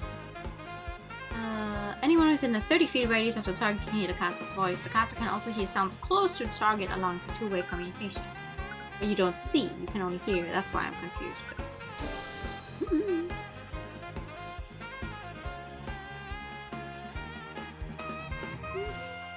Oh, maybe he had a camera in it. Well, maybe not a camera, but something that works like a camera. At this day and age, with magic in, what, 700? Something. It's because you wanted it to look like an accident. Which means that it wasn't actually an accident. Oh, now you're accusing me of intentionally murdering the victim. Why would I ever do that? You said it yourself, my goal was sabotage. Committing murder would have brought unnecessary attention to what I'd done. But those constructs do have a habit of shoving people that are in their way. What if the construct pushed Justin out of the way, causing him to fall over the edge of the guardrail? And everything that happened from just a few clues. Hey, I didn't see you there. I was just walked past him. Acknowledged. What? Oh. Watch it! Quit shoving me! Wait, what? Holy crap, pull me out. I can't hold on for much longer. You idiot, what are you doing? Grab his arm and pull him up. Acknowledged. Oh, what the hell are you doing? Your grip is too tight, stop that! Acknowledged. Ah. Wait, I can still... Uh-huh. This isn't the sprite of an innocent man. It may have been unintentional, but either way, you would have been at fault for Justin's death, not my client. If the construct fell in after Justin, your tuned object must be somewhere in the neutralized liquid. It's even better than that. Constructs are made from a specific magical alloy, aren't they? I'm sure with a few divination spells we can identify the metal shards from the construct and your arcane focus. Each and every one of those pieces of evidence points directly at you, Consanctus. You petulant little upstart! I win. And that's checkmate, Consanctus. That's our third noble! We've convicted of murder! Woo! Why don't you save us all a little time, Consanctus? Admit to what you did. Makes it easier for everyone. And while you're at it, drop your false allegations against my client. I have nothing to admit to, nor do I have anything to apologize for. Of course not. You're completely blameless, aren't you? You think you've achieved victory. Wait! Ugh! Stop! Why is it auto-advancing? What did I press? Why isn't it stopping? Yippee! Hi, Kai. Do you think you've achieved victory here today? No, dissidents like you and Draken are absolutely deluded. Each and every breath you take only throws Vivengard further into chaos. Talk about these commoners as if they have even a fraction of the power that you have. How did I do what? How did I do what? How did I accidentally press auto advance on this? What the heck? We're not! No, it's just funny. It's like, okay, here's the newest defense attorney on the block. This is the third noble in a row he's accurately convicted of having murdered someone. Yippee! Lady Steelwind, you need to see reason. They lack awareness of the power they truly have. What? These people have infected you and His Majesty with these idealistic delusions. I implore both of you to see reality for what it is. No, Fonsanctus. The true reality is that people like you become threatened when we challenge your power. You don't speak about the rights of the individual. You speak as if each and every one of you wouldn't stab each other in the back the moment that it benefited yourselves. You may hate the nobility, you may curse, scream, and blame us for all of your little problems, but the truth is that you need us. You need us to direct and lead you. You need us to maintain the fragile order that holds your peaceful little lives together. You talk about protecting the common folk from themselves, but the truth is that your actions led to the death of an innocent man. That is the only truth that matters. The defense has no further questions for the witness. He's dismissed. Very well. And another one gone, and another one gone. Another rich dude in jail. We did it again, Tyrion. And we even caught another murder in the process. Yeah, we couldn't get the case officially dismissed today, but it's pretty much inevitable with the evidence that we brought in today. Actually, I probably won't even reach that point. I've advised Lord von Sanctus to drop the suit entirely. Word has already spread regarding the evidence that you brought forward. At this point, prolonging the trial would just harm his public image even more. It's great! Now we can build a case against him for just and stuff. About that, I'll probably be forced to recuse myself from any charges brought against him. What? Why? It's because you represented him in the suit, isn't it? It would be considered a conflict of interest to prosecute him yourself. Even though you're probably the only prosecutor that will convict him successfully. You're correct. As the head of one of the Pillar families, he has the justice system dancing in the palm of his hand. He will definitely be quietly and swiftly acquitted. I would have never agreed to represent him if I'd known about this. I'm truly sorry. Damn it. I must have had this planned all along. Is he seriously going to get away with this? I wouldn't be so sure about that. Look again! He may be acquitted in a legal sense, but the court of public opinion is a different thing entirely. What do you mean? You brought forward a myriad of evidence against him, and I'm sure everyone in the gallery saw it too. Sanctus' power relies on his public image, and you quite handily tore down that facade. He may walk free, but his power and ideals have taken a great blow. Is that seriously all we can do? His actions and recklessness resulted in a death of just and way. He should be punished within the letter of the law. You're not wrong, Mr. Cuthbert, but sometimes we must take the victories that we can get.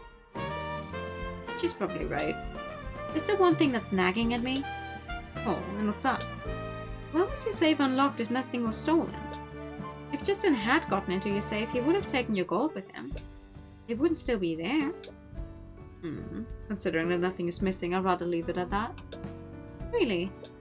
Justin was a good man. I'd rather not taint anyone's memory of him, especially Mosarika's. Right, she was pretty upset about the accusations. Nothing was taken, so no harm was done in that regard. I suppose so. I can't help but wonder what actually happened. Episode end! No. We will never know. The eye taker. It just makes no damn sense to me. The kid successfully robbed the guy days ago. No one saw him. No one even suspected him. But then he breaks into the place again? Also, he could put back the stolen gold. Oh! Does this make any sense to you, Eris? He felt remorse for his actions for...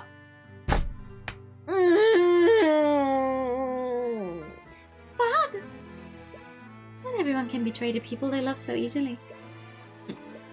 If that's true, I feel like there's a sense of tragic beauty to it all. If he had never tried to do the right thing, he would have never encountered the construct in the first place. He would have paid his debt and he would still have his life. It's true what they say. No good deed goes unpunished. It's a shame about the gold, though. I think we've more than made a profit today. I, for one, am happy to have claimed a boatload of tithes today. Girl, what?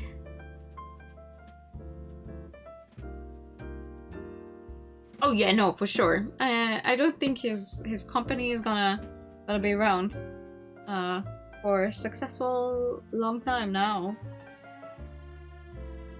Oh no, Father! What do you mean, Father?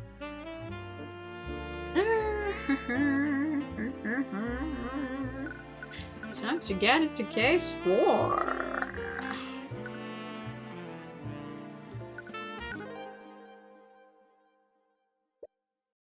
Up until now, we've been following the story of Tyrion Cuthbert. Yeah? Yeah? We've experienced the world through his eyes and fought for justice through his soul. But this time, why don't we start from the perspective of another? Oh god, what? Episode 4, Severed Ties! I can't believe Cuthbert read the client's mind without asking. It's starting to become a problem. He's becoming more and more reckless with each passing year. I wish Ray was still alive. She would know what to do. Yeah? Up until now, you've been following the story from this person's eyes. Yes? She made it look so effortless, and he loved her. Would he have listened to her if she was still here? Something the matter, Tamora? No, I was just thinking about something. Well, the trial is about to begin. I don't doubt your abilities, but I still appreciate it if you remain focused. You are? Oh, you're only patient freelancer. Age 23. Who are you? All of our futures are at stake, after all. Of course, Miss Frigga. Beatrice Frigga. Freelancer. Beatrice takes in a deep breath before she claps her hands together. What's wrong? Nothing. It's just like the ritual that I used to calm myself. Yeah. But it is... Miriam! Who I don't have here. Yeah, Miriam Frigga. Definitely. Her name was even mentioned earlier. How did neither of you remember it?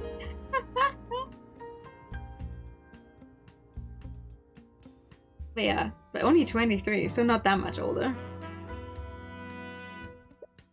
Right, I'd almost forgotten about that. There's no way I can do Ruby's voice like this the entire time, sorry. And more importantly, what are you doing here? My father sent me to guide Beatrice to the courthouse. It's a new environment for her, and we were both worried about her condition. I still can't believe you were the boss's daughter this entire time. Why didn't you say anything at the academy? Oh, knowing what your identity would have caused friction with your son, wouldn't it? He's not my... Anyways, I suppose I understand why you stayed quiet. But I still don't appreciate being kept in the dark about this. Oh, speak of the devil. You spot Cuthbert and McCoy walking into the courtroom with the other members of the gallery. McCoy spots you and gives you a friendly yet awkward smile. However, Cuthbert ignores you entirely and walks silently into the courtroom. Parental troubles? We had an argument earlier. It's nothing to worry about. If you say so. You are worried about what he saw in Beatrice's mind, though. He's always been a good kid, but his idealistic sense of justice clouds his judgment sometimes. You just hope that he's not planning to do anything reckless. The trial is about to begin. Do you really have the time to be making small talk here? Prosecutor Stewart approaches the three of you. But she appears to be accompanied by someone else. Nightgray, is that you? What are you doing here? Well... He's accompanying me as my aide for this case. I see. So I assume you'll be prosecuting? Of course. I would never pass up the opportunity to face the infamous Ruby tomorrow. True! She wanted to do that in the very first case as well, but then she got Cuthbert. Really? If I recall correctly, you haven't even beaten Tyrion once so far. Miss Dewin, don't strain yourself.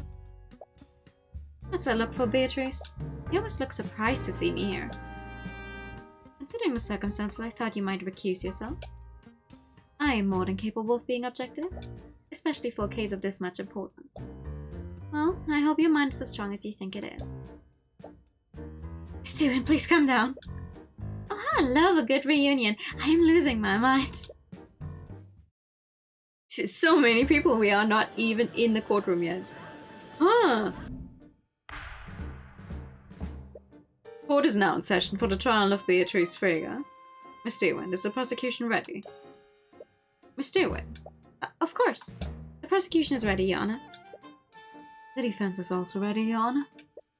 Something seems off about her today. Is the personal attachment to this case distracting her? Very well. Let's begin the proceedings. Prosecutor Stewin, could you please list the charges? Your Honor, the defendant is charged with first-degree murder and grand theft. Otto!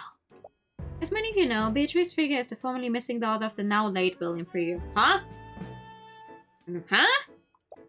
And the victim of the murder is William Frigga himself. Yes, I'm well aware of that. The people of Ivengard will certainly mourn the loss of House Frigga's head. Please, the only people mourning him are the banking house's shareholders. Anyways, did you also say that the defendant is accused of grand theft? Yes, Your Honor. Crimes took place during the Lord's Ball, an event that was hosted in Frigga Manor yesterday evening. No, the father, that is the daughter, please. She's only 23! The Harrelson Hall of History had a gallery display within the manor. They were showcasing several magical artifacts donated to the Vivengard Historical Society. One of these items was a sort of spell eating, a magical artifact that allows its wielder to nullify magical effects. Oh, that's crazy. Sort of spell eating is an Asian artifact. When wielded by a creature, the creature and anything connected to them physically or magically are immune to all harmful magical effects. Legends say that it was forged through a blood contract between a mage and a demon.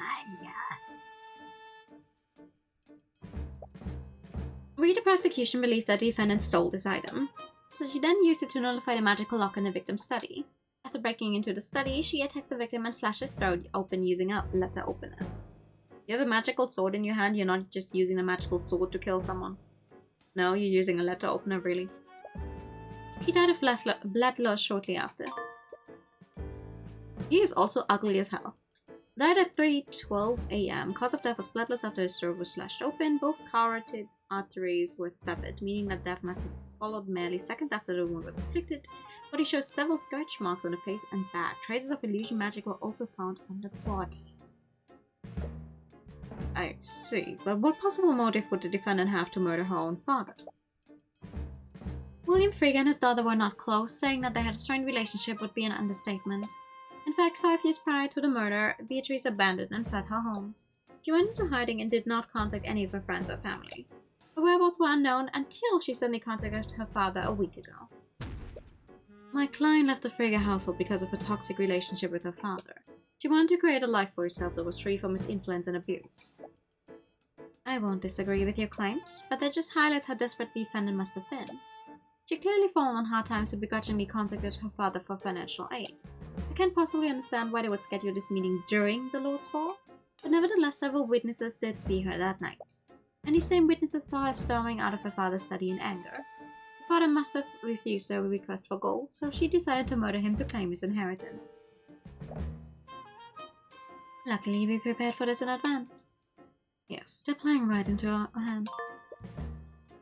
Beatrice Frigga fled from her family 5 years ago and went into hiding. In retaliation, William Frigga told Miriam Frigga that he would remove Beatrice from his will.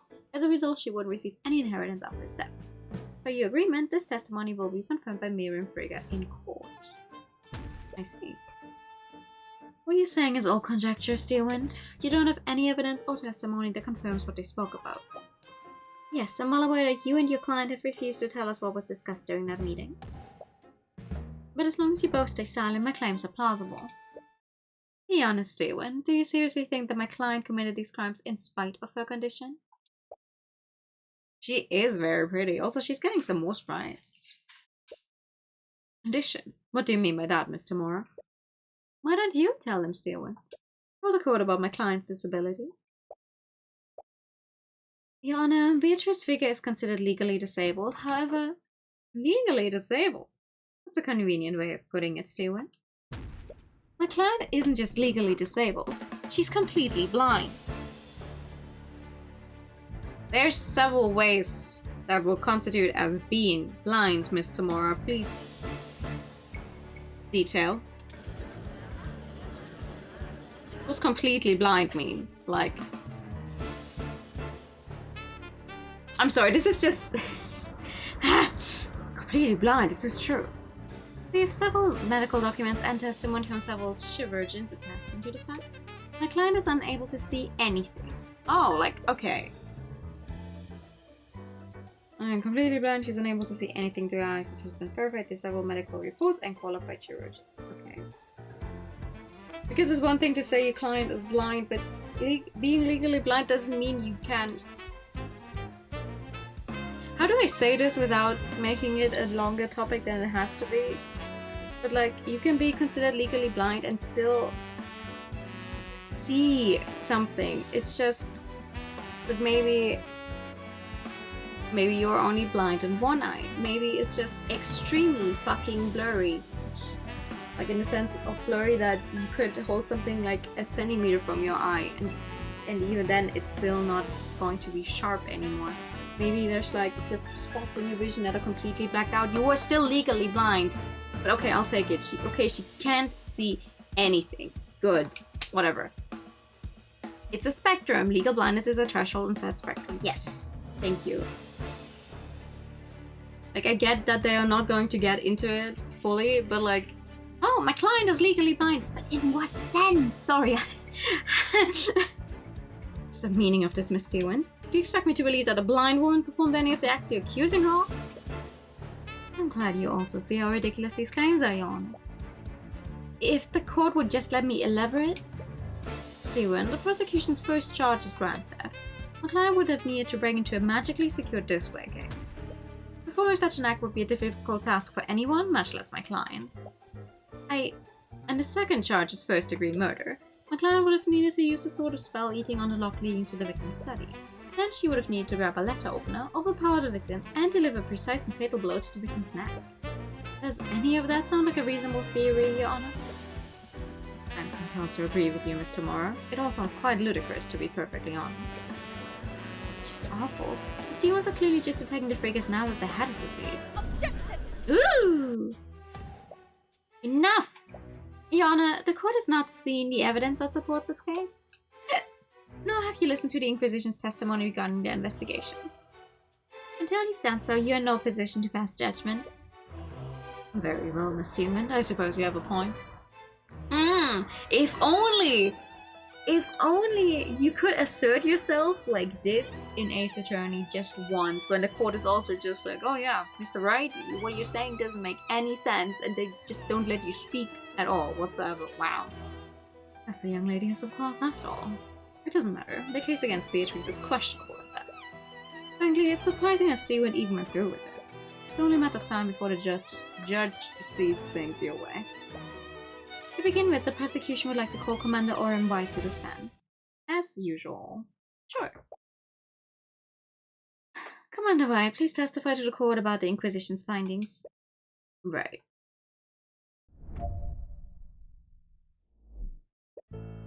We didn't want to cause panic after the sword was stolen, so we activated the manor's silent security system. It put an anti-magic field over the entire manor. We did a search of the house, and we found a stolen sword in the defendant's bedroom. It didn't look like she was going to run, and Crown Prince Asta told us to stand down, so we just kept a close eye on her. William Frigga was in a bad mood that night, so he had already locked himself inside the study. But an hour later, we entered the study and found him lying dead in a pool of blood. The lock was still engaged and no one teleported in. The perp must have temporarily disabled the lock using the Sword of Spell. We have testimonies that say the defendant was seriously in debt. She must have murdered the victim to get a part of his inheritance. The case against Beatrice is just as you predicted, and you already have a countermeasure to disprove the existence of any motive. All you have to do is present that to the court. Sure.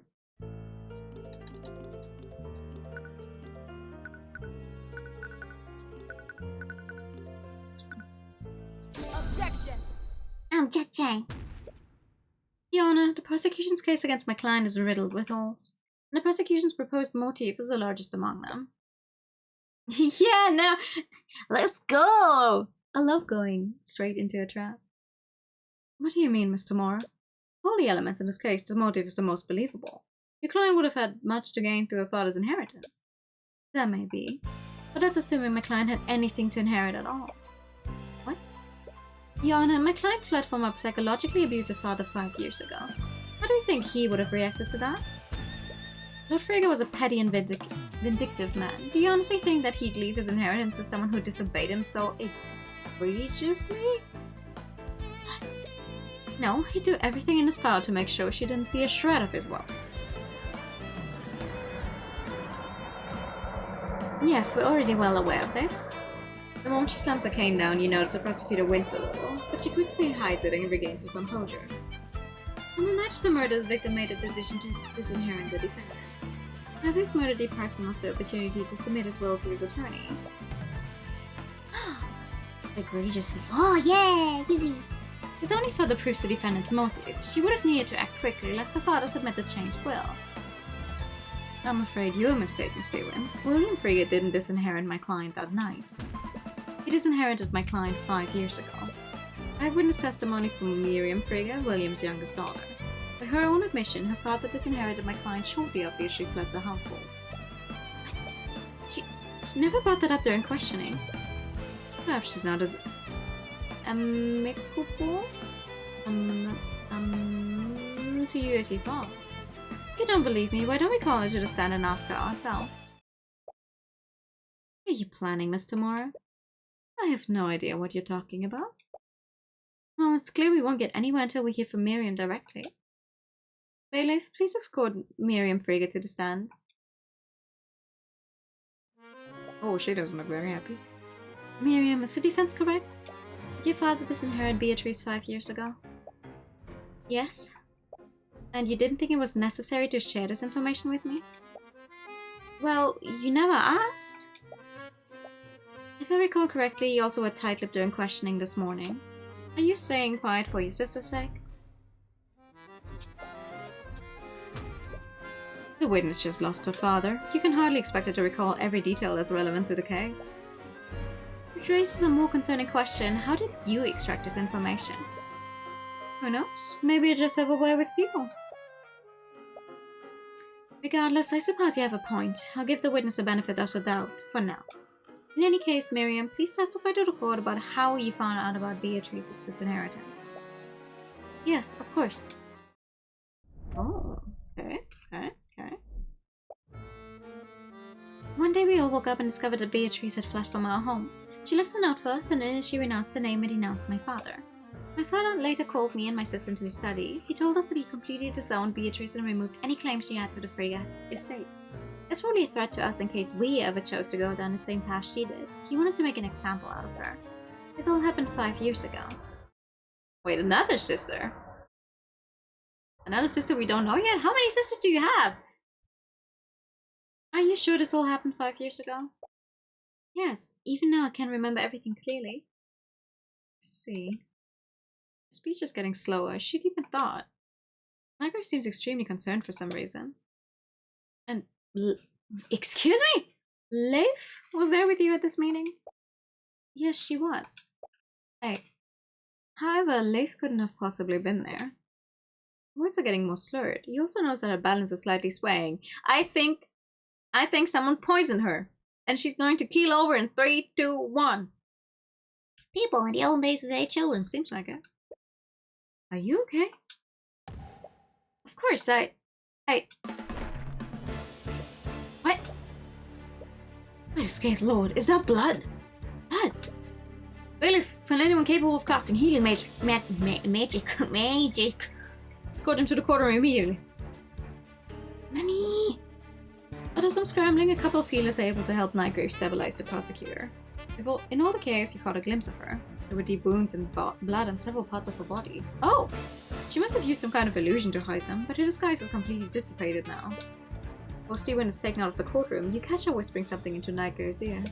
You see a look of confusion from him, but he nods and makes his way to the witness stand. But not before passing a message on to the bailiff, who seems equally confused. So what the hell is going on? Mr. Nightgrave, explain yourself. What is going on? Why was Miss Stevens so gravely injured? I'm sorry, but I wasn't actually here as Miss Stevens' aide, I was here as her healer. Her healer? The truth is, Miss Stevens was violently attacked at noon today. She was in critical condition, but she insisted on prosecuting the case anyways. I owed her a favor and she asked me to channel my necromancy to keep her wounds closed during the trial. Skate Lord, why didn't you just recuse yourself? She must have known. If anyone else tried to prosecute Beatrice, he would have handily won the trial. Nevertheless, she showed up to prosecute because no one else would, and she did it all despite the risk to her life. It almost makes you respect her a little. Almost. Anyway, so Stanley needs to prolong this trial, Your Honor. What? Even you must acknowledge how weak the case against my client is. In addition to that, Mira's testimony shows that my client had nothing to gain from her father's death. Mr. Mora, Miss Stewart has been gravely injured. And you're still only concerned about... The only thing I'm concerned about is seeking justice for my client. Even so, we cannot move forward until we find another prosecutor. And how long do you think that will take, Your Honor? It's almost been 12 hours since the murder took place. That gives us, what, 36 hours? After that, every magical trace at the crime scene will fully disappear. But there might be someone... If Steven had simply allowed another prosecutor to work this case, we wouldn't be in this situation. She took a risk and now she has to pay the price. Wouldn't you agree, Your Honor? I'm about to be the next prosecutor, aren't I? You're not exactly proud of winning this way, but this is what it takes to win, and you won't let an opportunity like this pass you by. The judge is clearly unhappy with this turn of events, but it's out of his hands now. Due to today's unprecedented events, I suppose I have no choice. There aren't any prosecutors available to immediately take Miss Steward's place. We will take a brief recess. After that, I'll deliver my verdict. I'm done caring. Objection! There it I knew it. Your Honor, I'm afraid you can't pass a verdict just yet. Mr. Cuthbert. Cuthbert? How are you doing? I don't know. But what I do know is that there was a massive contradiction in Miriam Freya's testimony. Looks like things aren't going to be as simple as you expected.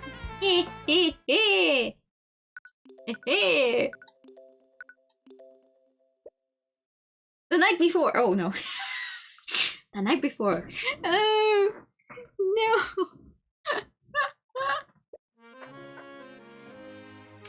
Okay. So out of place here. Despite your clear hatred for the nobility, you found yourself at a party filled with aristocrats. You hardly recognize anyone, but many of the people here clearly recognize you. You're used to receiving dirty looks from the upper class, but you can literally feel everyone's disdain for you.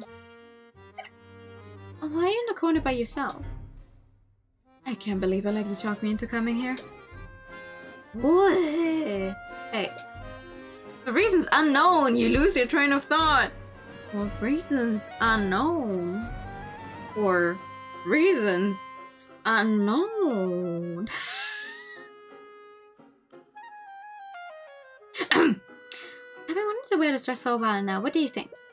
What's wrong? You suddenly feel extremely flustered. It's difficult to make eye contact with her. Oh, I see. Are you enchanted by my beauty?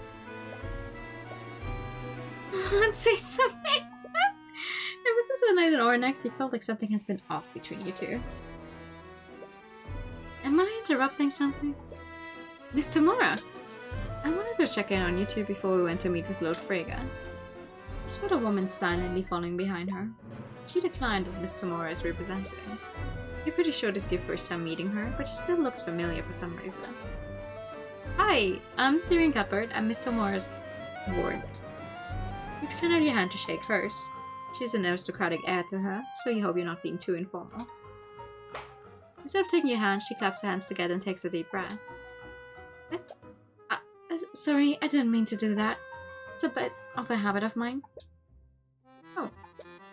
Nevertheless, she finally shakes your hand. I've heard much about you, Mr. Cuthbert. My name is Beatrice. You're not sure about the details, but your mentor appears to be brokering a deal between Beatrice and William Frege. William Frege is the ruling lord of House Frege, so you're a little curious about what kind of deal he'd be involved in.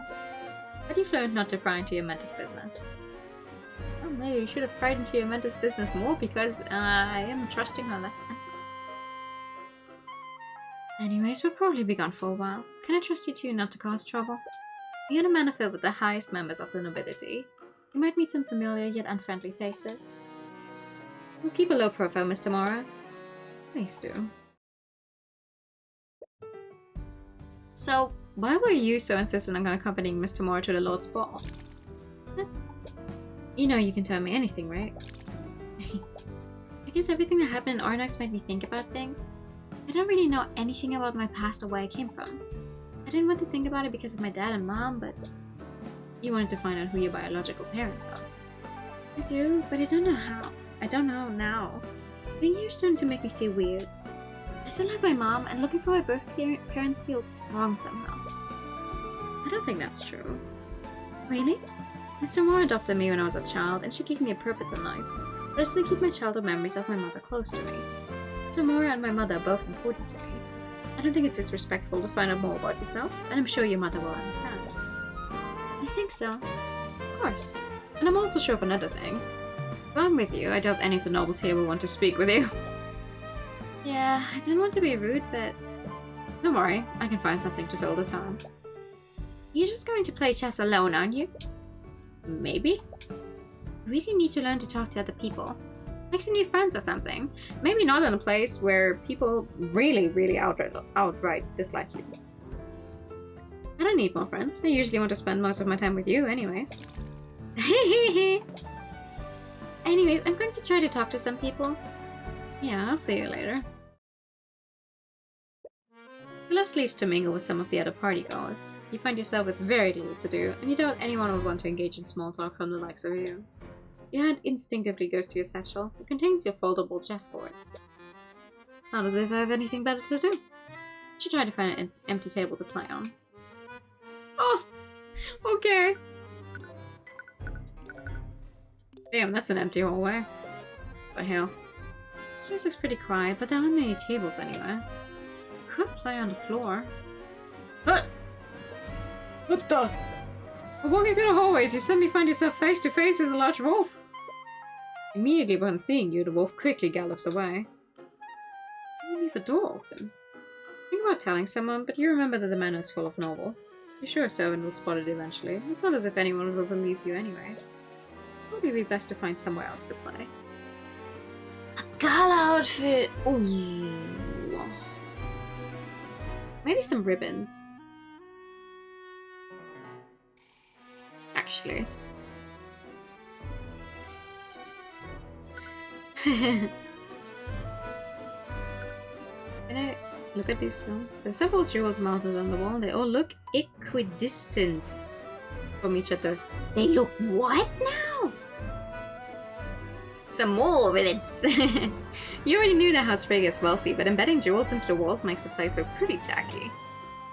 Also, the purple and the red floor does not work well together, in my humble opinion. Same as... yeah. I could see what the hell it was supposed to mean, but also... Huh? Galloway.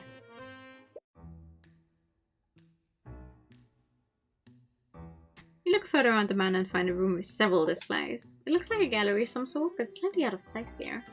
A few nobles in the room, and they are silently appreciating the exhibits. House Frigga paid a museum to create some historical displays for the Lord's Ball. There's a face I haven't seen before. Oh! As you take a closer look at one of the exhibits, an old man approaches you. Is that a monkey on his back?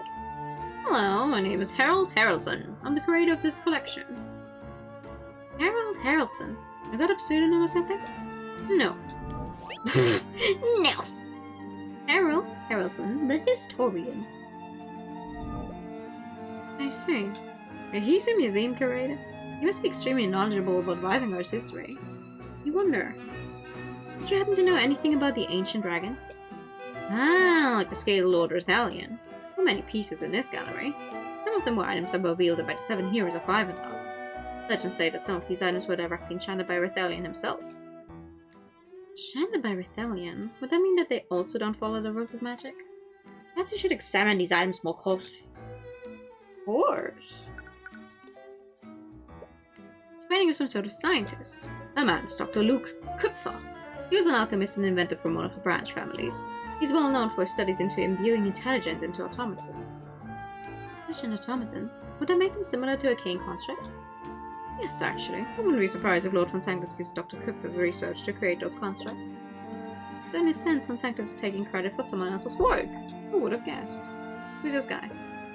It's painting for the researcher. That is Professor Matt Fernand. He was a professor of some renown. He's a researcher of combinatorial magic theory. It's odd. It's a study of how different types of magic interact with each other. He famously ran an experiment on what would happen if 2 anti-magic fields overlapped each other. It's actually pretty interesting. What were the results of the experiment? Well, they had mages enter the space where the 2 fields overlapped. Turns out that those mages were able to use their magic in that space. But how would that be possible? They could have had 2 anti-magic fields attacking them. No, I guess they cancel each other out. It's just like pandas. When the 2 fields overlap, they cancel each other out. I've heard that it's akin to multiplying 2 negative numbers together. They have golden earrings. There are small jewels embedded into each of them. Those are the earrings of vitality. It's that the Scaled Lord imbued a portion of his immortality into these. Legends say that whoever wore them would have their lifespan increased tenfold. The Scaled Lord could do things like that? Of course, he is a Scaled Lord after all. Earrings of vitality. What are you doing? Viewings of vitality on ancient artifact. When worn by a creature, the creature's wounds will slowly heal over time. Furthermore, its holder's lifespan increases tenfold for as long as they're worn. Legends say that was created by the Skater Lord himself. He died! The mages that went in could no longer cast magic outside! Oh, that would have been crazy. Imagine, you're trying to go for this, like, to further research, and then boom, you lose your magic. Crazy. Are there any spells that can create a similar effect to these earrings? Not that I know of. A spell like that would probably fall under the School of Necromancy. I'm sure you know how much the Kingdom scrutinizes that type of magic. What about this? The pair of metallic armaments, there are several magical runes carved onto them. Those are the armaments of intellect. They were actually created by a member of House Freyja many centuries ago. Thank you.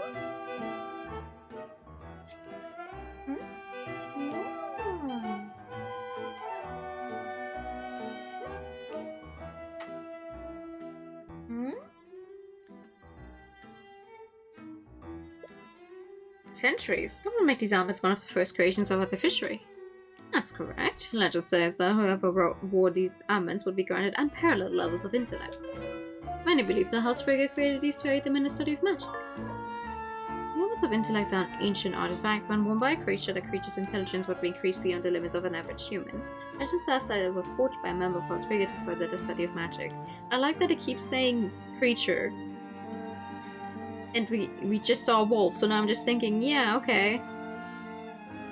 So we're not limiting any of the uses of all of these magic items to just humans.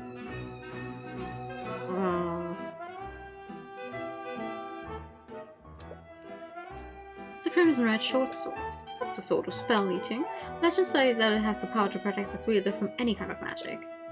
So it's like an anti-magic field. In a way, yes, but it has less than heroic origins, I'm afraid. It's said that the sword was created through a blood pact between a mage and a demon. Demon? Legends say that some demons had the power to absorb and nullify magic. A demon must have imbued some sort of that power into a sword. Or at least is what the legends say. Okay. Sword of Spell Eating is an ancient artifact. When wielded by a creature, that creature and anything with action physically or magically are immune to all harmful magic effects. Legends say that was forged to a blood contract between a mage and a demon. Didn't we get the exact same clue card in court earlier, which technically takes place after this, since we're now back in time in an earlier date? Is it safe to put something like this on display? What if the legends are true? Don't worry, these displays are fortified with several abjuration spells. I bet even Lord Stephen would have trouble getting into this. The artifacts on display at the Lord's Ball were protected by layers of abjuration spells. Even a highly skilled mage would have trouble breaking into them. Okay. Do we have everything done? Oh god. What's it do? So who are you? What is the historian doing at the Lord's Ball, Mr. Haraldson? Harold. Right, Harold. Anyways, Lord Frigg invites my museum to set up some displays here every year. You must think it adds a semblance of culture and the fool. You own a museum? Yes, it's the Haraldson Hall of History, located in the city of Holmherred. Is everything related to you just spelled with an H? It's a mouthful. Unfortunately, I don't think his guests appreciate the historical significance of these items. Honestly, I think you're the only person who is taking a meaningful interest in them. I adore the little monkey, though, with the glasses. That's very cute. Sorry, but I really have to ask. Is that a monkey riding on your back? Yes, this is my familiar, Eugene. Eugene! You familiar? A familiar is a creature that a mage has formed a magical bond with. With a bond, our souls are forever connected. I can communicate with him telepathically. I could even cast my spells through him if I wanted to. Really? I never knew a spell like that existed. It's quite rare. Very few mages take the time to learn how to cast it. Familial bond. Indefinitely. Caster forms a magical unbreakable bond with the target creature, connecting them to the caster's magic. While this bond exists, the caster can telepathically communicate with the target over any distance. The caster can also choose to see through the target's eyes as long as they concentrate. And lastly, the caster can also cast spells on the location of the target creature instead of their own location. Once this bond is formed, neither the caster nor the target can form bonds with any other creature. This bond can only be broken in death. Something about the wolf is extremely is going to be extremely important at some point, for sure. Thank you so much for the pigtail. Also, hi. Why did I say he's your first girlfriend? Cry about it. Huh? What? What are you doing?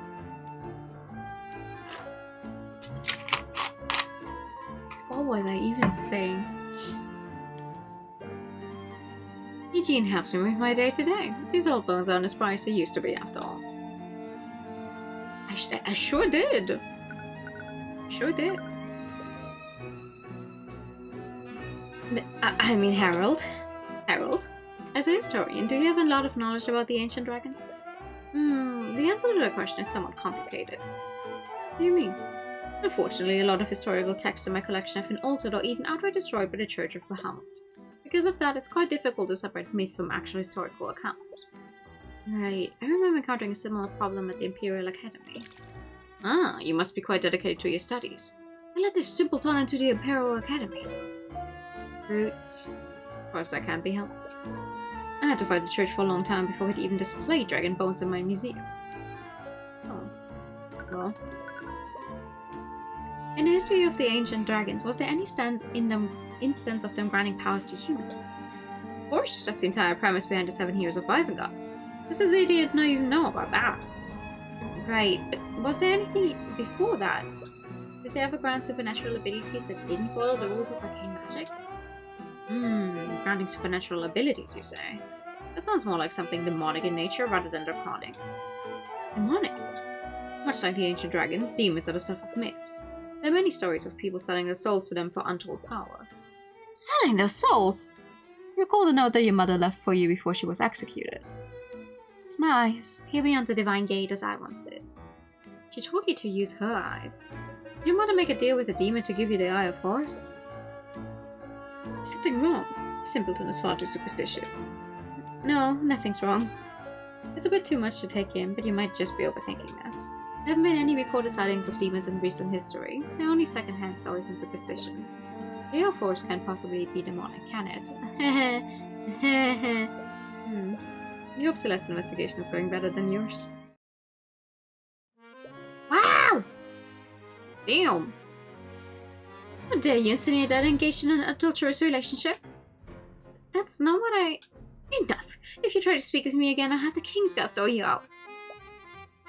This isn't working. I don't think asking them like that will be very effective. What? You'd expect anyone here to be truthful with you? Damn! Wow! You're essentially asking them if they cheated on their spouses. Have you been spying on me? Not intentionally. I was just surprised to see you here of all places. Right, I guess that makes sense. You're not party crushing, are you? Of course not. I came here with Ruby and Tyrion. That honestly raises more questions than answers, but I'll take your word for it. Anyways, you're looking for your birth parents, aren't you? Is that being that obvious? It's the only reason I could think of. Why else would you be trying to speak with members of the nobility? I don't know if it's any of my business, but think hard about whether this is what you truly want. Getting entangled in the aristocracy will only bring you misery. I've read your file. You have everything you could ever want. You have your mother and your friends, you even have a lover. What? You're in a relationship with Mr. Cuthbert, are you not? No? Tyrion's not my...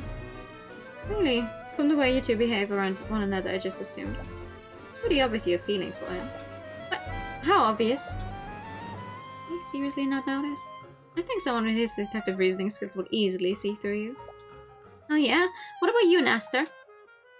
I have no idea what you're talking about. Come on, I was there at Von Sanctus Manor. It's so obvious you like him. Please, you're grossly exaggerating things.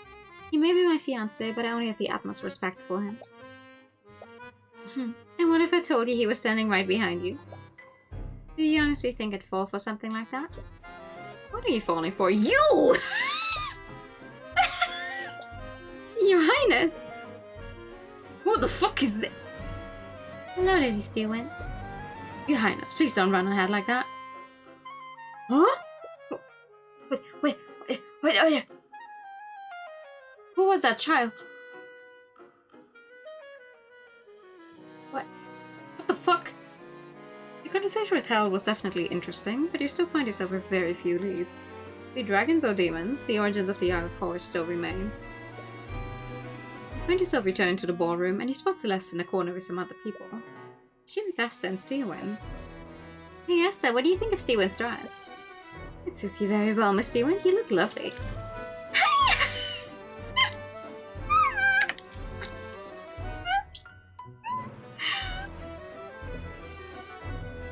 Gross. As you approach the group, you're stopped by a knight from the King's Guard. He stares you down. What? Prepare your arcanum.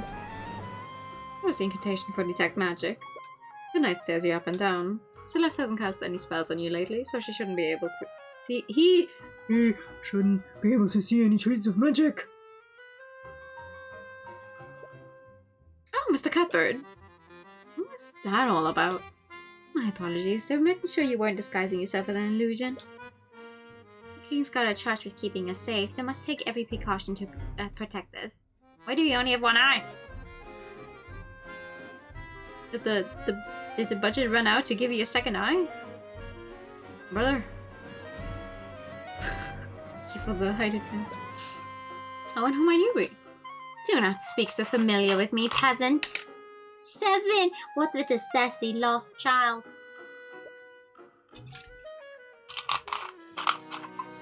Elric, don't speak to him like that. Why shouldn't I speak to him as I please? I'm Prince Elric the Vivengard the Sixth. I will not demote myself by showing courtesy to a commoner. I am aware his hairstyle is hiding his other eye, but it still looks a little off. Doesn't he mean to me? Occupation, Prince! You were 7 years old. I'm terribly sorry about him, Mr. Cuthbert. It's fine. Anyways, weren't you supposed to be investigating your birth parents? Leave the poor woman alone. She started it. Right. I'm actually quite surprised to see you both here. What brings you to the Lord's Ball, Mr. Cuthbert? We were just accompanying Miss Tamara. Her client had business with Lord Frigga. A client? Hey! Beatrice! Beatrice suddenly storms through the ballroom. She almost walks right past you before she hears Asta's voice. She looks furious. Did her discussion with Lord Frigga go badly? Oh, her voice. Is that you, Asta? It really is you! She called him Asta instead of Your Highness. Do they personally know each other? Glad to see you again. It's been quite some time. Is it really all you have to say? It appears you two have much to talk about. I'll be taking my leave. Oh! Ooh, you think they were involved at some point? There's a bit of tension in the air. Celeste, we should probably get going too. Yeah. Ow, that was awkward. Yeah, I wonder how those two know each other. She's spoken with Miss Tamora, but she somehow knows Lord Frigga and the Crown Prince. Just who is she? She supposes it's none of your business. Anyways, how did your investigation go? I got nothing. I think all I did was make a bunch of the nobles mad. Sorry, I know you really wanted answers. But I'm sure something will come up. You think so? It might be a little irresponsible to give her help like this. A noble abandoned her at its heaven in a rundown village.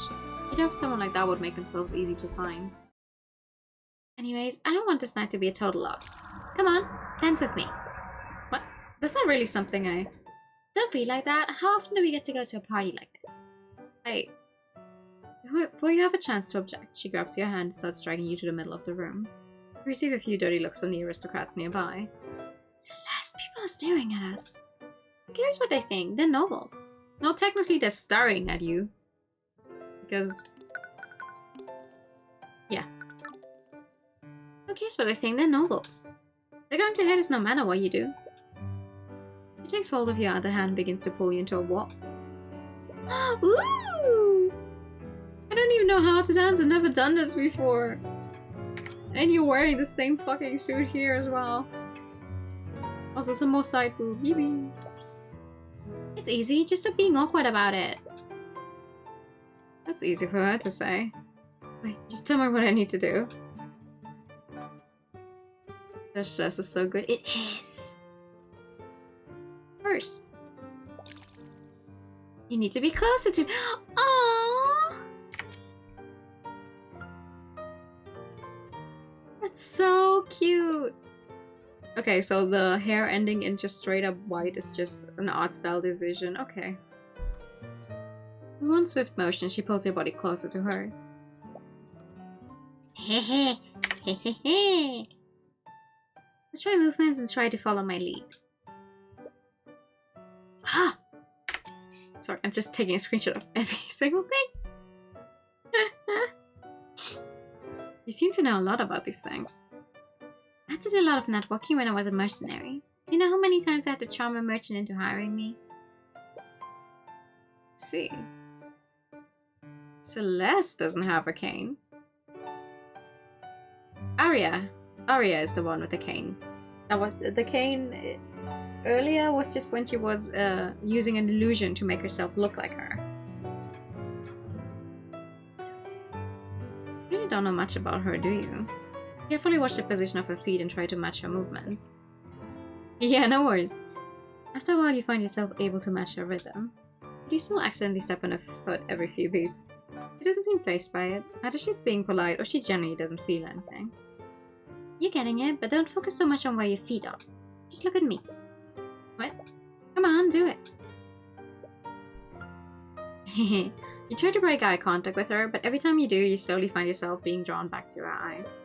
You feel so embarrassed that you're becoming lightheaded, and you find yourself perspiring more than usual.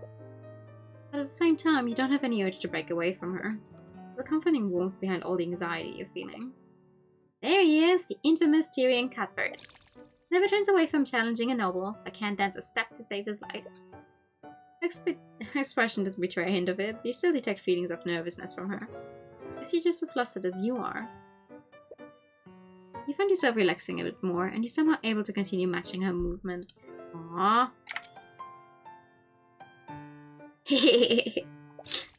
See, there you go. Although, what is it? You know the man is supposed to lead, right? Maybe I don't subscribe to gender stereotypes. Or maybe you just suck at this.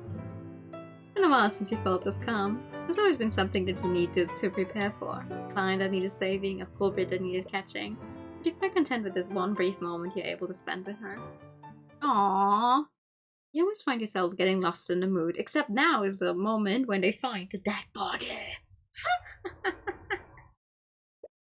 Until you spot a familiar face accompanied by a legion of knights. Don't tell me. The knights stormed away toward where Beatrice and Asta are. Several of the attendees take notice. They all stop what they're doing to see what's going on. Beatrice Frigga, by the authority of the rival god crown, you're under arrest. Did he just say Beatrice Frigga? Damn it, we're just getting good. We should go see what's happening, shouldn't we? Yeah, let's go. You are completely out of line, Commander. I thought I told you to stand down. Do you not recognize who you're speaking to? Let go of Lady Frigga. I can't really do that, Your Highness. Asta, what's going on? Oh, Asta, what's going on? It's not Frigga. He was found murdered in his study. And these Cradians think that Beatrice is behind it somehow. Cretans? Cretans. Sorry, Your Highness, but my orders come straight from Steelwind. Lady Steelwind sent you. Beatrice takes in a deep breath and claps her hands together. I should go with them. What? No! My brother's right. They have no right to... I don't want to cause friction between you and Arya. She's always been meticulous. I'm sure she's just being careful. I'm sure you'll be exonerated once they thoroughly investigate what happened. Okay. Only if that's what you truly want. But you can't just let them take her away. Brother, she's correct. It's not our place to interfere with the laws of our kingdom. From the cases we've seen her do, no. But... However... Yes, Your Highness. Miss Beatrice is blind. One of your knights will need to escort her. She's what? Did he just say that she's blind? Yeah. Anyways, we're going to need to take you to a holding cell, lady.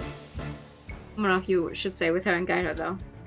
Please, I may be disabled, but I'm not a child. Beatrice walks past the knights and heads toward the foyer. It appears that she already knows the way out. Duh! Shouldn't you all be following her? Right. Inquisition, move out. We definitely didn't expect the night to go like this. So what is going on here? Hmm. Interesting. I can't believe they kept us here until noon. The Lord's ball was already running well into the night even before the murder occurred. You'd like nothing more than to catch up on your lost sleep, but you made a promise to Esther. This doesn't make any sense. Beatrice was with me and my brother the entire night. Right, you were there when she met with him in Steelwind. She could have stolen the sword of spell eating and have murdered her father. I don't understand. Of all the people that could have done this, why would Steelwind suspect a blind woman? Mr. Cuthbert, could you defend Beatrice against these awful charges? I don't think I even need to. What? Beatrice is Ruby's client. I'm sure that she'd be the one defending her. Well, that certainly puts my mind at ease. What's wrong? I don't know if I'm asking too much, but could you still investigate the crime scene for me, Mr. Cuthbert? We just said that Miss Tamora will... I know, and I don't doubt her abilities, but Beatrice is a dear friend of mine. I'd like every chance for her to be found innocent. I said that she was a dear friend. They must know each other since she's a Frigga. But why would Miss Tamora, of all people, represent a member of a noble house? There's still a lot of things you don't know about her. Of course, I'll also compensate you for your services. Consider yourself blessed. A common like you could only dream of a job like this. I'm going to punt you into the courtyard. I don't know. I don't care. Or maybe I'll strap you to the chandelier. Alaric. Tiny Prince has a point though. A payment from a crown prince does sound tempting. I can't believe this. Celeste returns to the ballroom. She's changed back into her normal clothes. What's wrong? The people in the courtroom said that I couldn't find my sword. They told me that someone must have stolen it. What?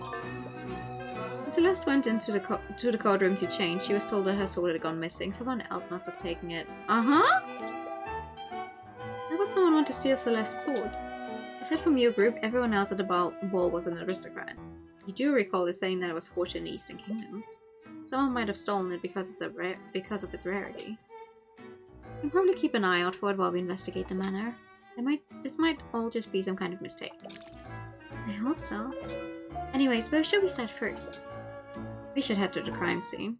I remember hearing that they found Lord Frigga's body in a study. Let's go over there. Yeah. Sure. Let's do that. Woo! Dead on the ground, dead on the ground. Yeah, yeah, yeah. You arrive at the crime scene and see the usual swarm of Inquisition knights. However, you also spot some members of the King's Guard. They must be working together since the victim is from one of the Pillar families. I wasn't expecting to see you here, Mr. Cuthbert. I thought Ruby Tamora was defending this case. Prosecutor Steven approaches you as you enter the study, and she's followed by an unexpected yet familiar face. Wallace, what are you doing here? Hey, he's here as my aide for the investigation. You don't doubt Wallace's abilities, but you can't think of any reason why Steven would need his help. But I suppose it's none of your business. Not yet. Anyways, we're here on behalf of Crown Prince Esther. He hired us to investigate this case independently. I see. I'm sure he just wants to make sure the investigation goes smoothly. Well, if you're here on behalf of His Highness, I'll do whatever I can to help you. This whole situation is quite unorthodox, but your goal remains the same. Hope Steven can tell you more about what happened. Yes, please talk to me. What can you tell me about the murder? William Frigga was found dead in his room after the lockdown was lifted. Lockdown? A lockdown? From what we can tell, his throat had been slashed open with a letter opener. As if there was blood loss, both of his carotid arteries were severed. Here's the autopsy report if you want a detailed description. Oh. Were you able to find the murder weapon? Yes, the murderer left it at the crime scene. It was a letter opener owned by the victim. The murderer must have found it in his room and used it. There was one strange detail about the weapon. The handle was completely shattered.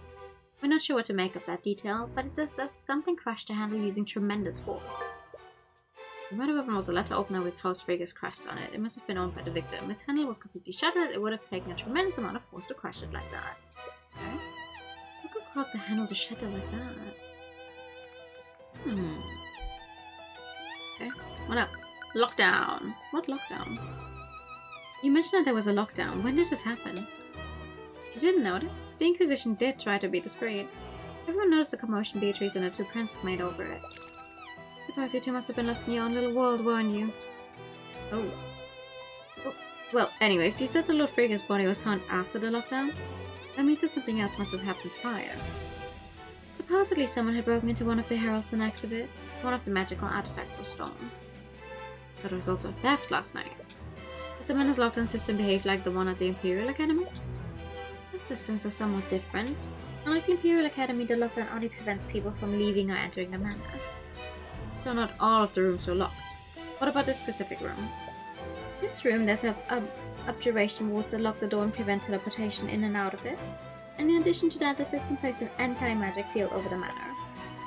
An anti-magic field? What is that?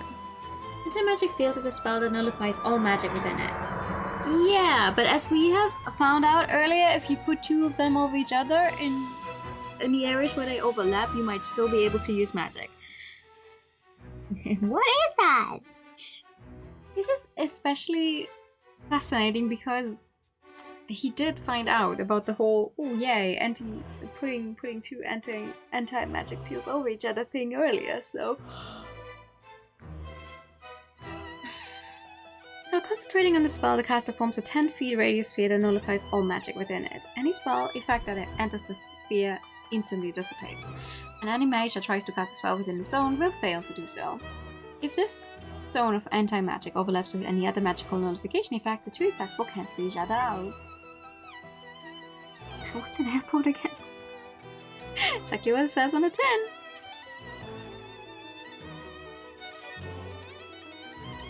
Okay, thank you. Oh, my arms. Owie.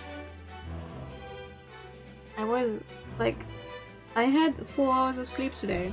And then immediately after getting those 4 hours of sleep, I was busy lugging a bunch of wood around, and my arms so hurt. The system somehow covered the entire manor in this effect. If you notice, there are several purple crystals embedded in the walls of the manor. Each of those crystals produce an anti-magic field during the lockdown. Wait, each of them? Did you see how many of them were there on those walls? None of those overlap at all? I don't believe that. Command armies. And he doesn't know how. Oh god. Anyone physically and magically connected to the sort of spell aim would be immune to the yeah, okay. Honestly, it's a little confusing that it says it covers the entire manor in one magic field when there's clearly several of them. So no one could cast magic during the entirety of the lockdown? Not exactly. Someone could have used a stolen artifact to circumvent it. Or maybe I'm misunderstanding. Hold on. Maybe I'm misunderstanding.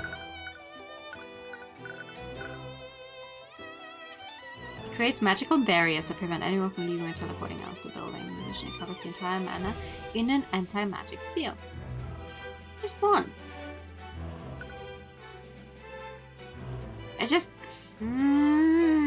I don't believe it. Goodness gracious. You mentioned that someone could have used a stolen artifact to get past the anti-magic fields. Which artifact was it? It was a sort of spell eating. It was a demon-forged item that could supposedly nullify magic. If the legends were true, someone could have used it to counteract the lockdown system.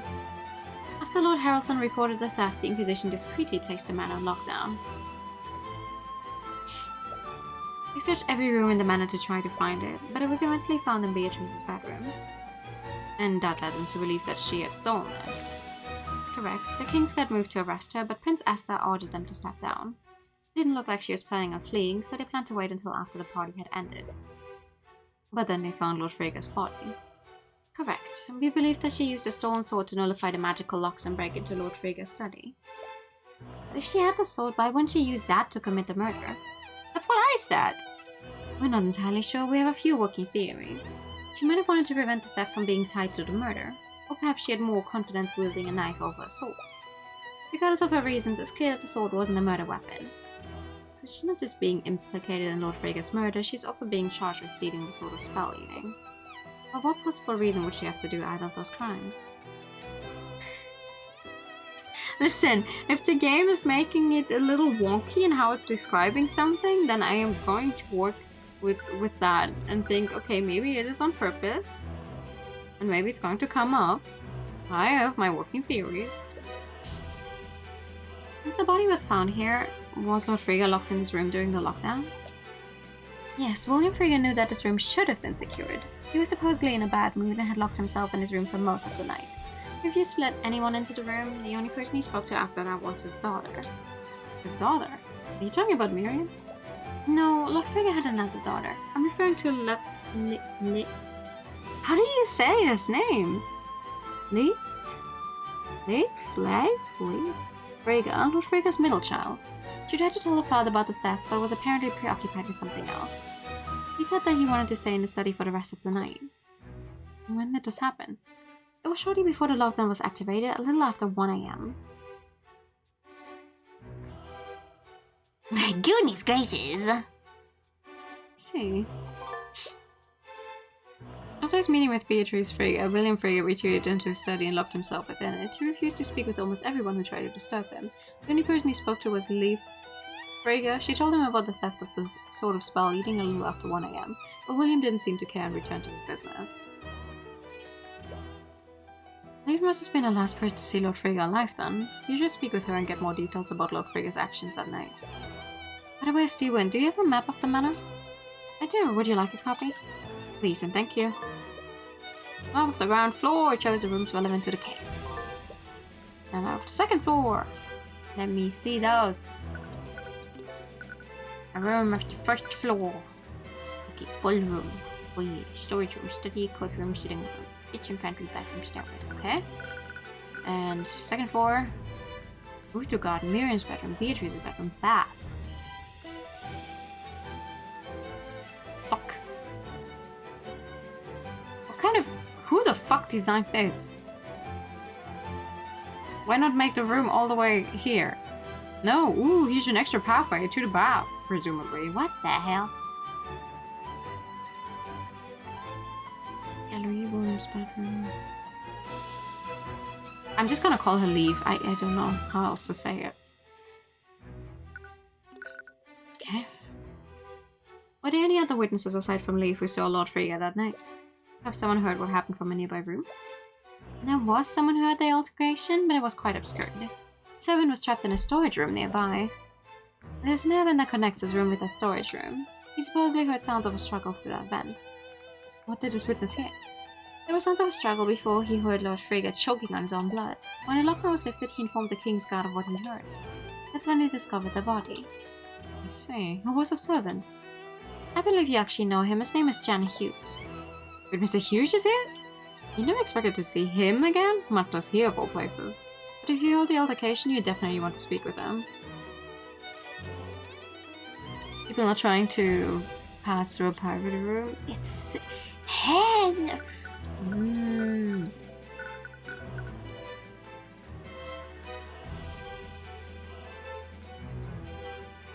I still think it's a weird design choice. Here's a rooftop garden. Here's the bath.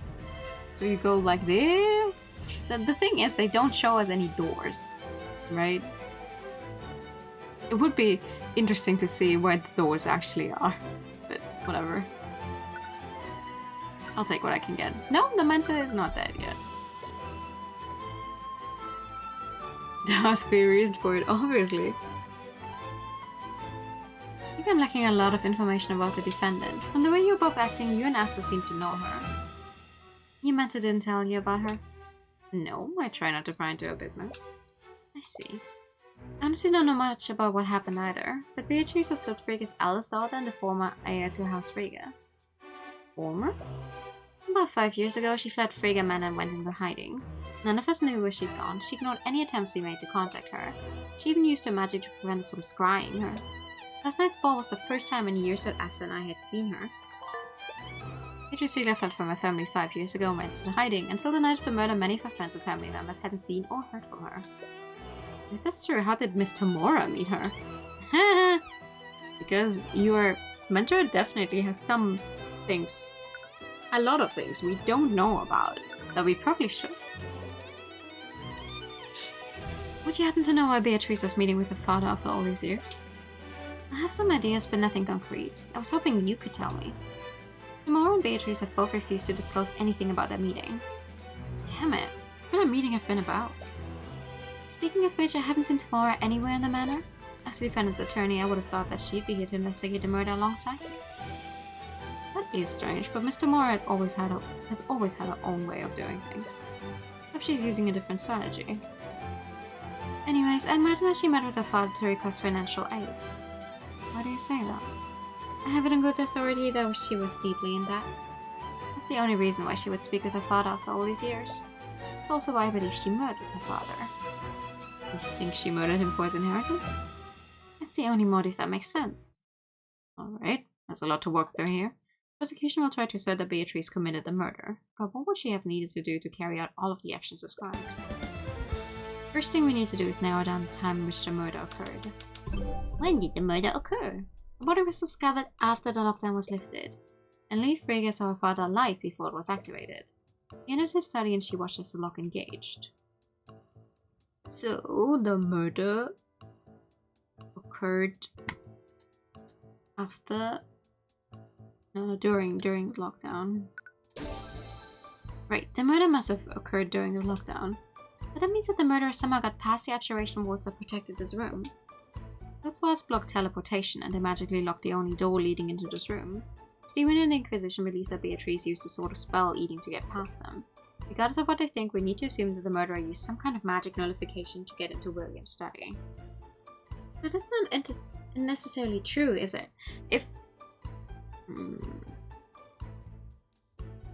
Do we know if he could open a door of his own accord? Maybe, like, if he let someone into the room, even if the lockdown was in place? What if the murderer entered the room before William locked it? If they were in the room when William locked it, they would have been trapped here until he decided to leave. Not only that, they would have been discovered the moment the guards entered the study. Maybe they used some kind of invisibility. Or they could have teleported away the moment the King's Guard unlocked the door. Teleportation didn't occur, we didn't find any traces of conjuration magic. What about Celeste's theory of an invisible assailant? I'll admit that we did find traces of illusion magic, but the moment the guards saw the body, one of them cast detect magic. With that spell, they would have seen any invisible people hiding in this room. Wait, you can use detect magic like that? Of course, it's standard procedure. Like all spells, invisibility leaves traces of magic on the person it's cast on. So mages can use detect magic as a way to see through invisibility. So we know for sure that they weren't here before or after the lockdown. This means that whoever committed the murder used some way to bypass the abjurative wards that protect his room. The murderer somehow entered William Frigga's study despite it being protected with abjurative wards. I hate that word. These wards magically lock the only door leading into the room. They also prevented teleportation in and out of the room. It's possible to temporarily nullify these wards with a sort of spell eating. The next thing to consider is the murder weapon. Where did the murder weapon come from? It was a letter opener that was presumably owned by William Frigga. The murderer probably used it to avoid leaving evidence that incriminated them. The murderer took the murder weapon in Frigga's study. I wonder how randomized these really are, because a lot of time they already give me like half, if not all, I need exactly. Right, the letter opener came from this room. The murderer probably wanted to avoid using a weapon that would have implicated them. So he decided to use it and leave it here after the deed was done. But that leaves a glaring hole in the prosecution's case. And what would that be, Mr. Cuthbert? What is flawed with the prosecution's case? Beatrice Frigga is completely blind, not just secretly. Beatrice Frigga is completely blind. Even if she were somehow able to break into a highly guarded exhibit, how did she slip past the guards and enter Lord Frigga's study? Furthermore, how did she locate the letter opener if she couldn't see it in the first place? None of it makes sense. Committing this murder unseen would have been a tall order for anyone. I can hardly believe a blind person did all of this. You do well not to underestimate her, Mr. Cuthbert. What? You don't know her as I do. She's far more capable than you realize. She must be the one behind this. I mean, yeah, a blind person Like she said earlier, she may be disabled, but she's not a child. But still, I think it would be hard to commit a murder in a room that you haven't been to in the last 5 years, so you don't know if something changed in that room. And I don't think they have the whole, oh yeah, maybe she's using magic to magically feel things, even if she can't see them. I don't think they're gonna pull something like this. Because if she was using some kind of magic to magically see, we would have a bunch of magical traces everywhere, right? Each individual pool of terms is so small, being pre-separate. Yeah, it's only like 4 choices most of the time. So we're just getting a bunch of them correctly. With no trying of my own. Not that I'm complaining. Drat, followed by a pot of plant moved by some 2,000 centimeters. I'm just thinking.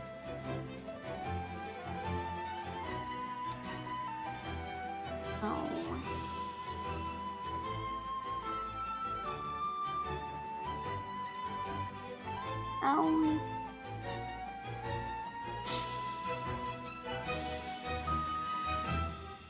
Silverwind, Steelwind. I wonder what the beef between them is, though.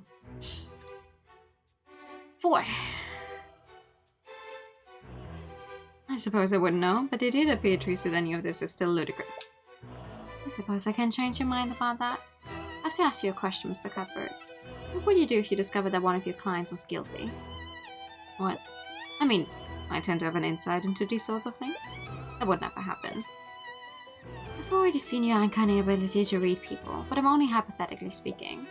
So, what would you do if they were guilty? I suppose I withdraw and tell them to find another lawyer. And if no one else would represent them? I don't know. It would definitely be a hard choice for me. I would never be able to represent them if I knew the truth. I just can't stand by and let a murderer escape justice. I see. Why do you ask? No reason. Okay.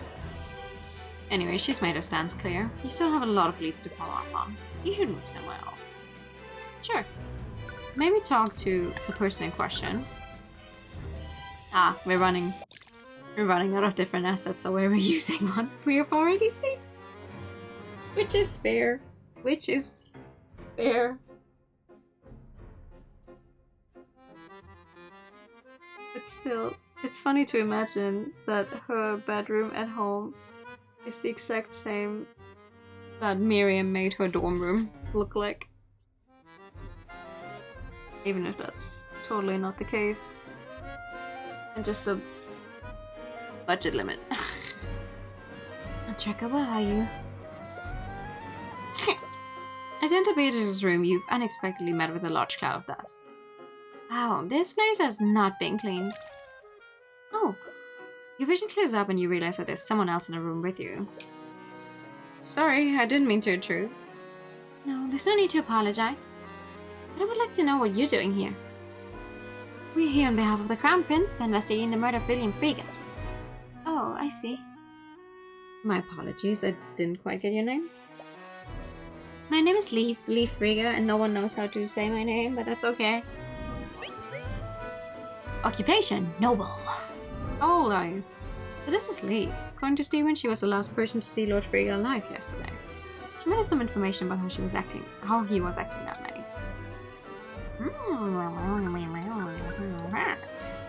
I'm sorry for your loss, Lady Frege, but do you mind if I ask you some questions about last night?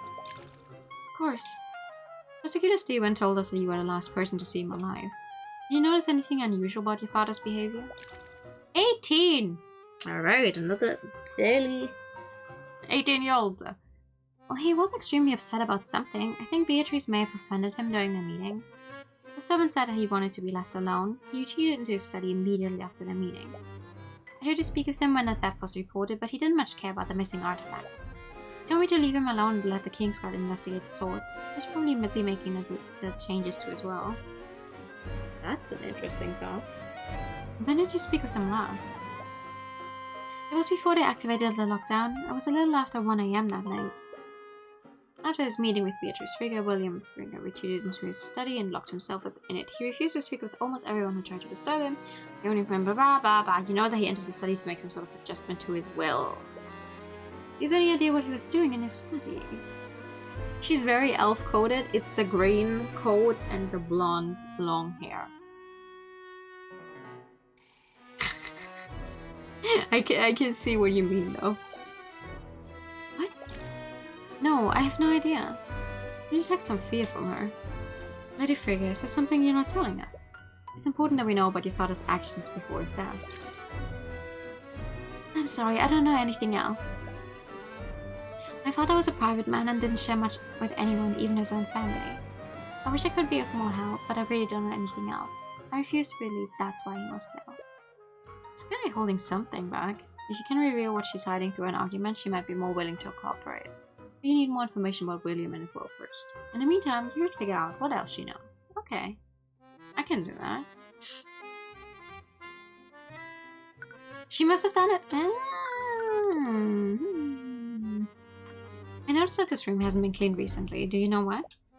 It's because I've forbidden the servants from cleaning this room. And why would you do that? Beatrice is very dear to me, and I couldn't bear to have her room disturbed after she left. This room was the only memory I had of her after she left. I suppose that makes sense. She must have been holding on to the hope that her sister would return. And what about the sort of spell eating? Do you know how it ended up in this room? I'm not sure. It's possible someone planted it here to frame Beatrice. I can't say why they would choose this room though.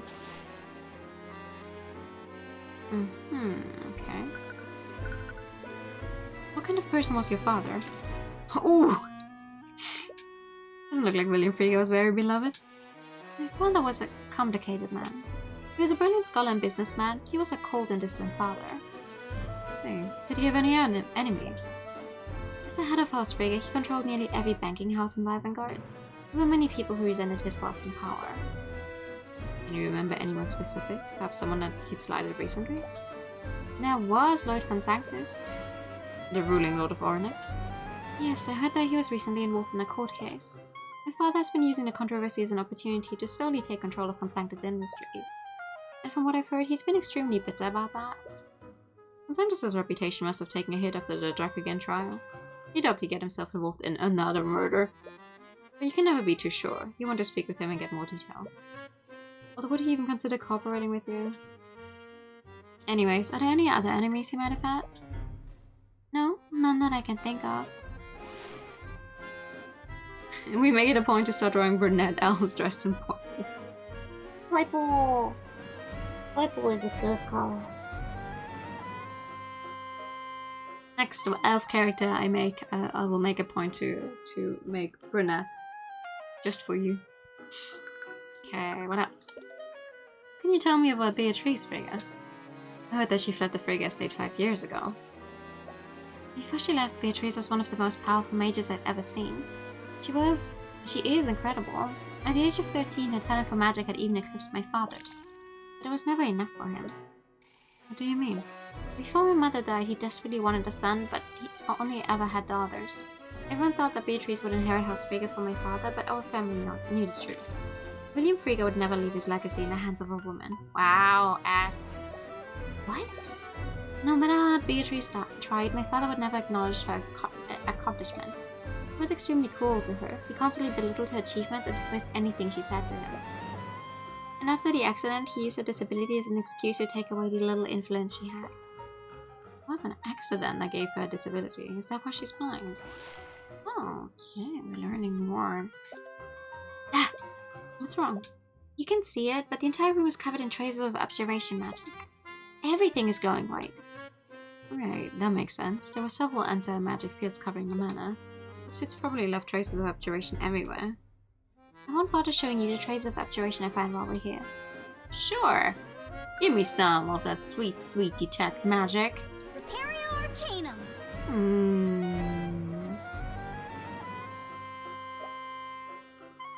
There's a trace of transmutation magic under the bed. I can see it clearly. Let me take a closer look.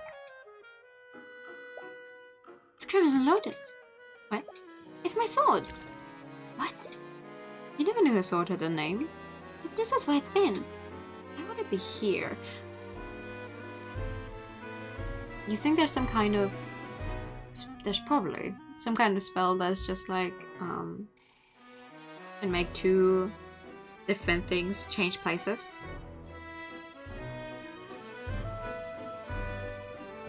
So it's like, oh, here's one object, like maybe they need to be roughly the same size and shape or whatever, and then you can just ask that to make them exchange places. Why would it be here? This is also the room where they found the sword of spell eating. I just hope that's related somehow. Why? The only thing similar about them is that they're both swords.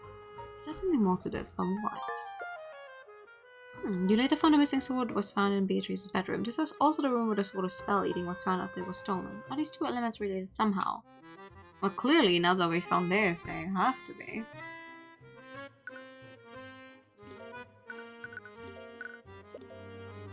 If it's not too painful for you, could you tell me more about Beatrice's accident?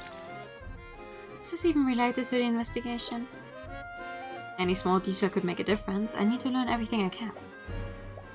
I'm not sure about exactly what happened, but it was a magical experiment gone wrong. Beatrice was working on a project at the Imperial Academy. She was trying to create a new spell formula. We're still not sure what happened, but there was an adverse magical reaction. The resulting explosion seriously injured her and left her completely blind. Imagine how she must have taken that.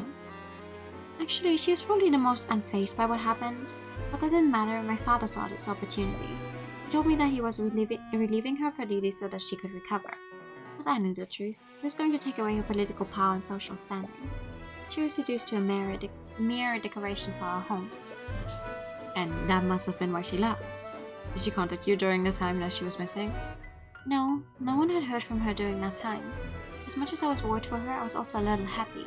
Unlike Miriam and I, she had finally broken free from my father. I have no idea what would cause her to return here. I think you've learned everything you can for now. Perhaps you should move elsewhere.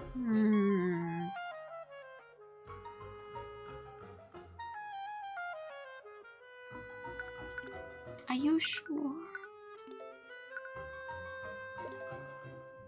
I'm sure Beatrice's return must have been surprising for you. It is. To be honest, I've been hoping for years that she'd finally return. But now that she has, she's just gotten pulled into another one of our family's messes. Oh, that gives me a little more. What about this? The man. He was my father, but I can't say I have fond memories of him. He must have been difficult to deal with. You have no idea. He was cruel, tyrannical, and only ever cared about his own legacy. He was willing to sacrifice anything and anyone to maintain his power and status, including his own daughters.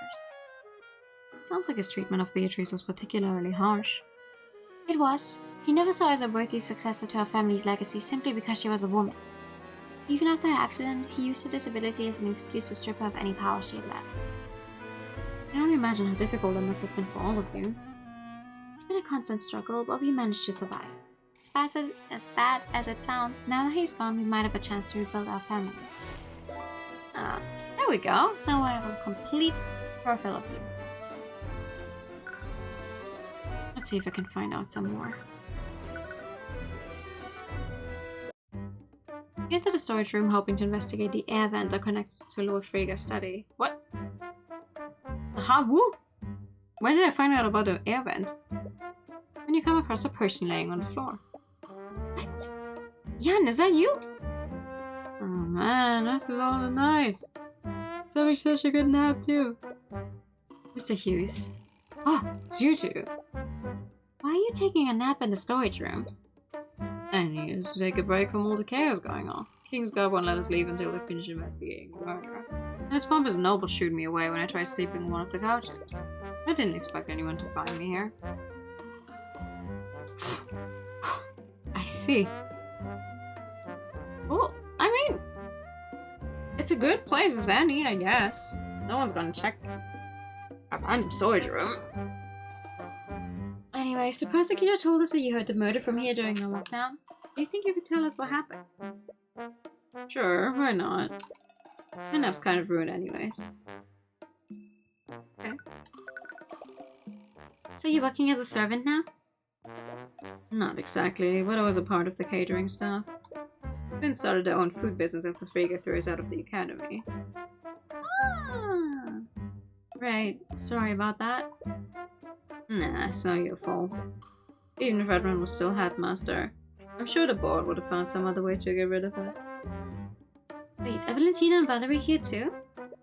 No, they just contracted some staff to Lord Frege for the Lord's Ball. I think a bunch of other businesses did the same thing. I mean, it's a giant event, I guess. You wonder how they feel about this. They lend the services to the very man who got them fired in the first place.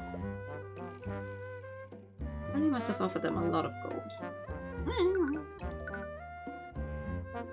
Hello, TK. I mean, to be fair, if they'd just established themselves as like a new catering something firm, then they probably would have taken a job if it pays well enough, even if it's from the guy who got them out of the old jobs. Blah, blah. I don't know how to speak anymore. I can't believe I got myself pulled in another murder investigation. Do you have bad luck or what? Prosecutor told us that you heard the altercation through the events. Could you tell us exactly what you heard?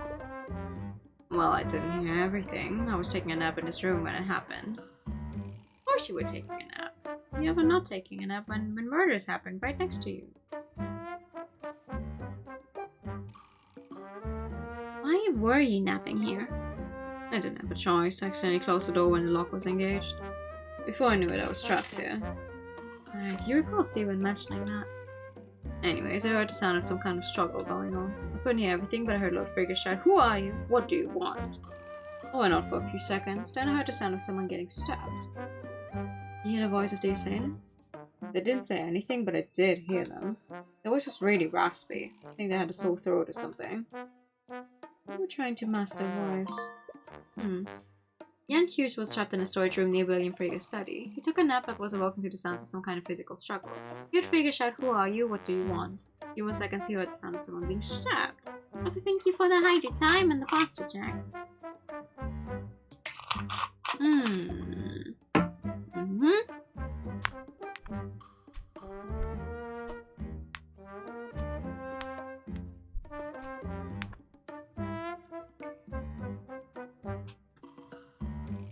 Good.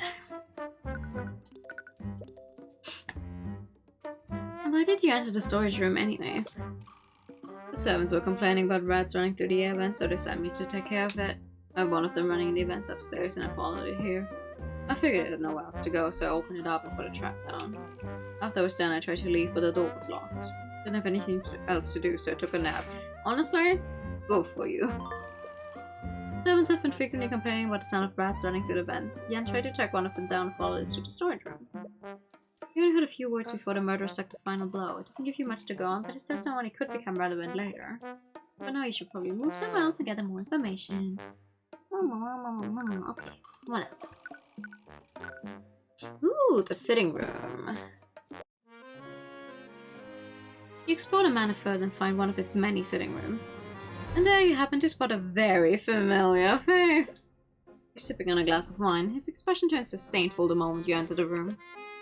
Ah, wonderful. As if my day couldn't have gotten any worse. Exactus, what are you doing here? The head of a noble house has just been murdered. I can't very well return to Ornex when my affairs in such disarray. Anyways, forget what I'm doing here. What are you doing here? Well, I just wanted to have a friendly chat with one of my favorite noblemen.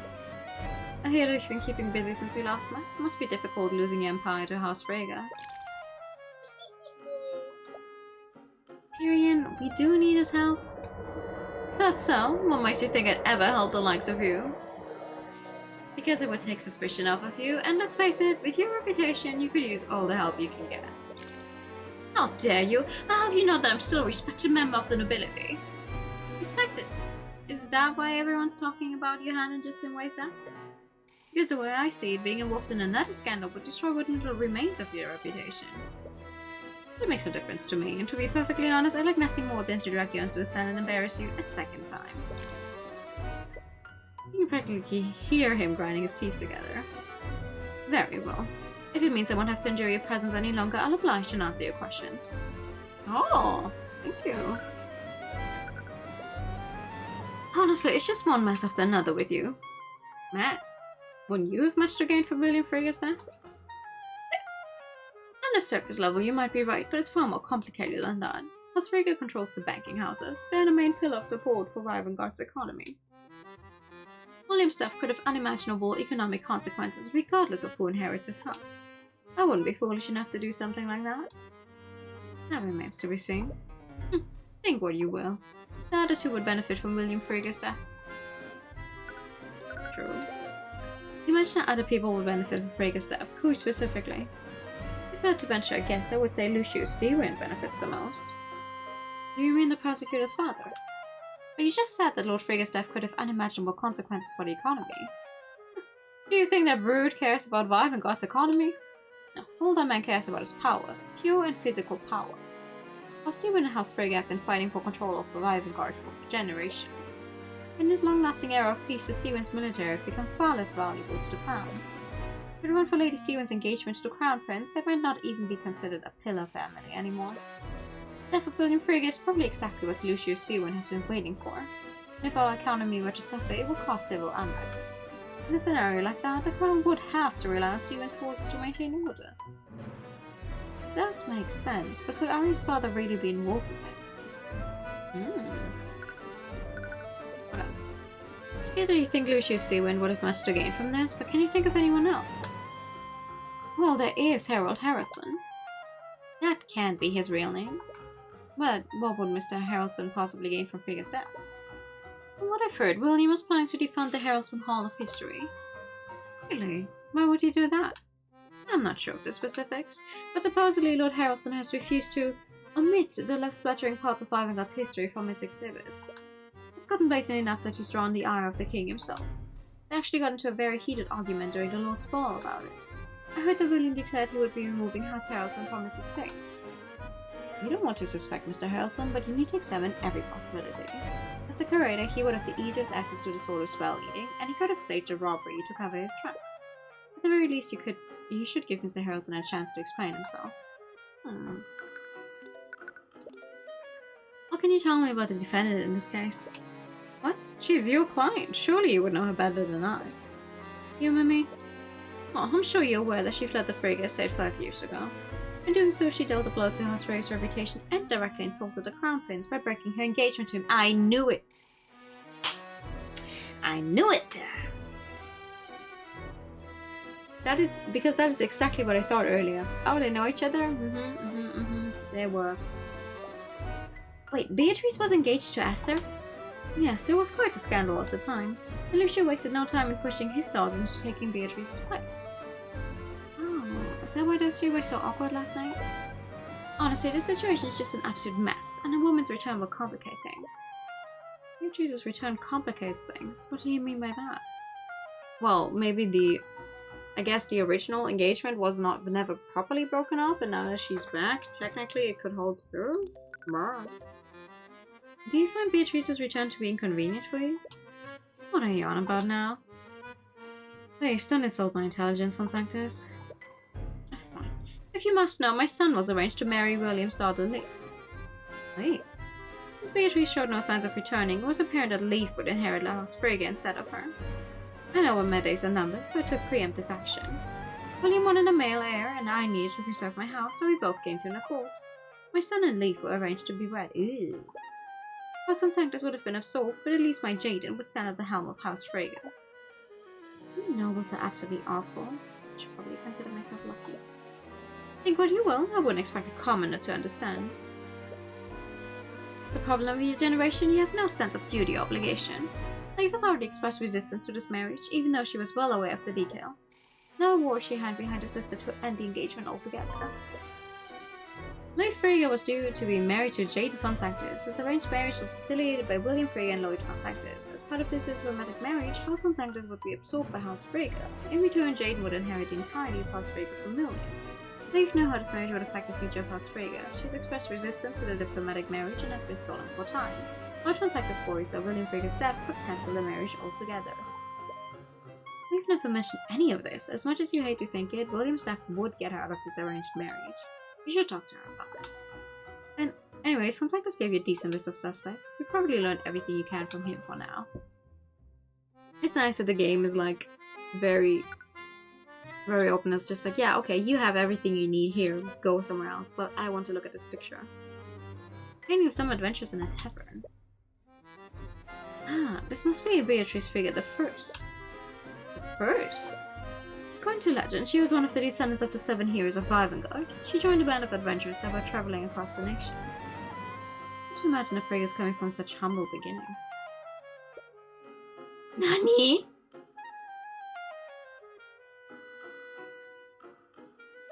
What? What is it now? I must see a man in the corner. He just vanished. What are you on about? There was never a man there. Sorry, Tyrion, but he's right. No, I'm sure he was there. You feeling okay? I feel like sleep is making you see things that aren't there. No, I don't think so. What the hell? It's probably going to be in the very last case that we finally find out what all of these weird glitches are about because... Huh? Anyway, hi! I am going to get into an argument with you now.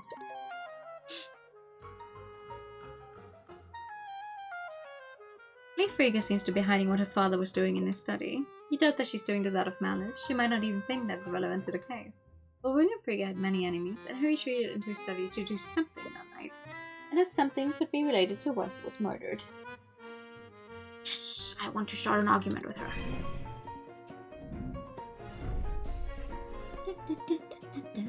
Is there something you're not telling us, Leif? Because I have a feeling that you know more than you're letting on. What? What was your father doing in this study? I already told you I don't know. I have no idea what my father was doing. My father was a private man. He wouldn't share something like that with me. Yeah, that's not true.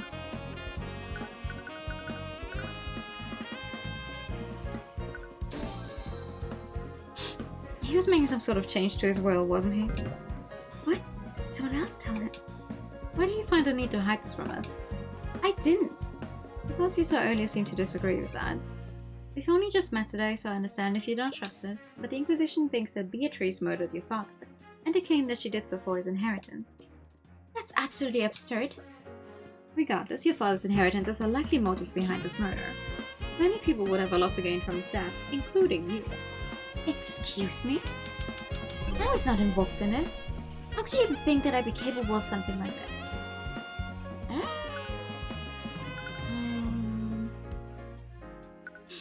I didn't mean to play you off with this kid that might as well. I didn't mean to imply that you were involved in this, but it's clear that the murderer's motive was to take control of House Frigga. This means that the plan heavily relied on who William Frigga was leaving his assets to. So I need to know, Miss Frigga, how was your father planning to change his will? I don't know. I was never aware of the details of my father's will. I've already told you my father was a secretive man. He didn't share the details of his estate with me. No. You knew how the marriage would affect the future of your house.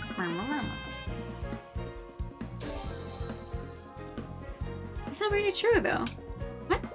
I already know about your arranged marriage to Jaden von Sanctus. And also know that as a part of this deal, Jaden would inherit House Frigga instead of you. You definitely knew about this, and you heavily resisted the marriage in an attempt to stall it, which means that you had some idea of how your father's will was arranged. So what are you telling me, Miss Frigga? I can trust you. You're here on behalf of Crown Prince Esther. The four-pillar families and the crown have much to gain from my father's death. How can you assure me that this information won't be used against my family? So that's why she's been so secretive. Something...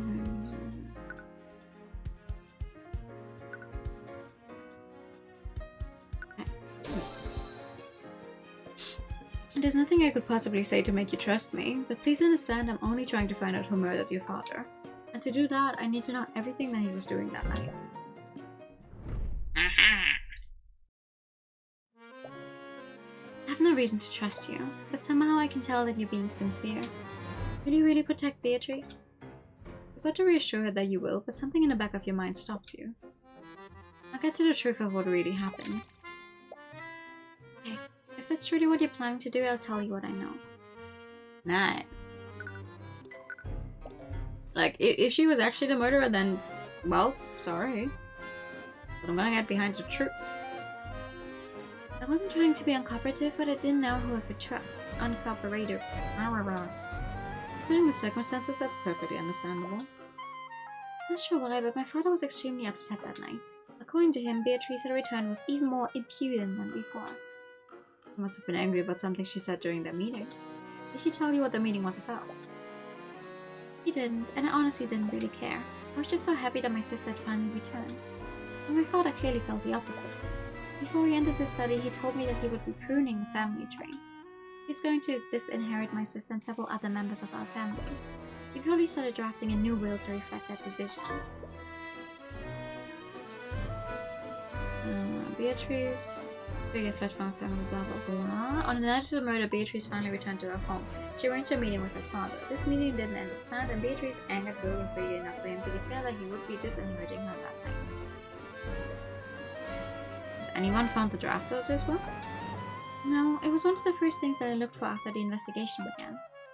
The modified will is missing. I doubt that it would even be enforced. He never got a chance to submit it for probate before he died. But you can't discount the possibility that the murderer destroyed it. Did anyone else know about this?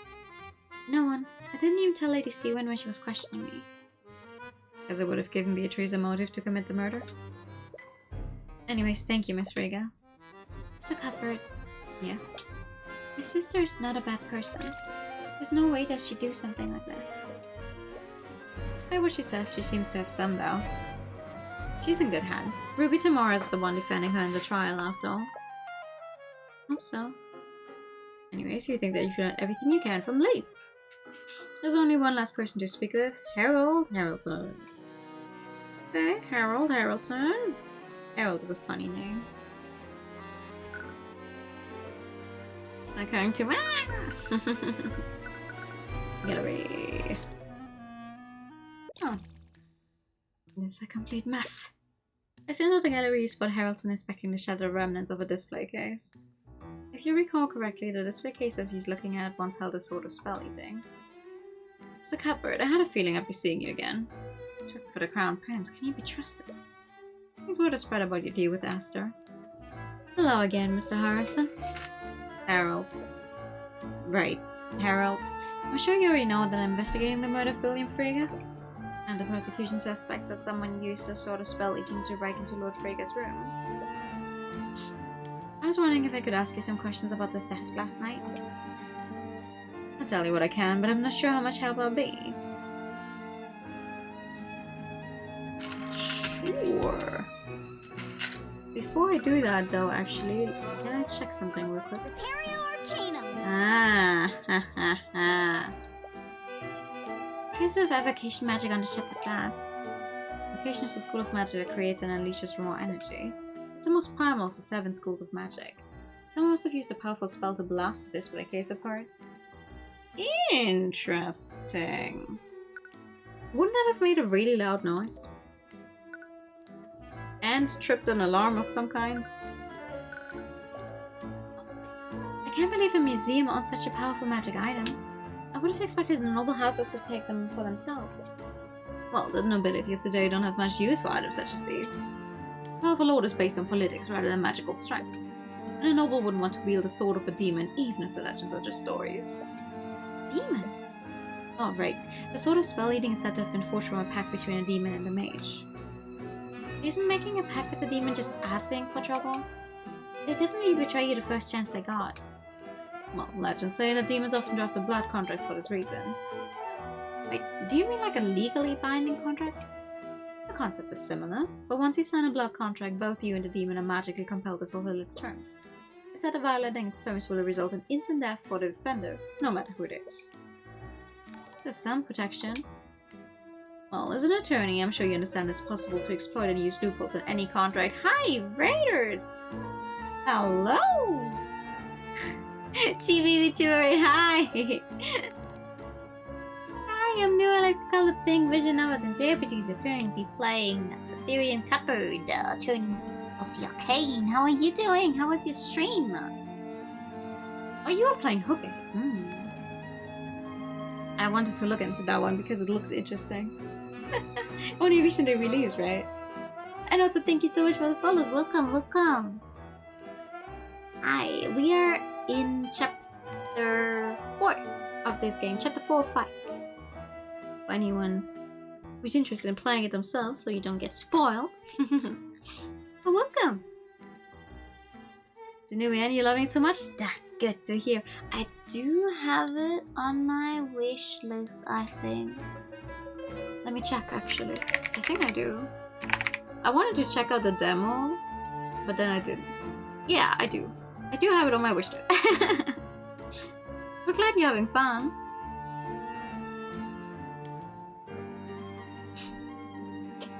According to the legends, demons take great pride in their ability to deceive and corrupt people.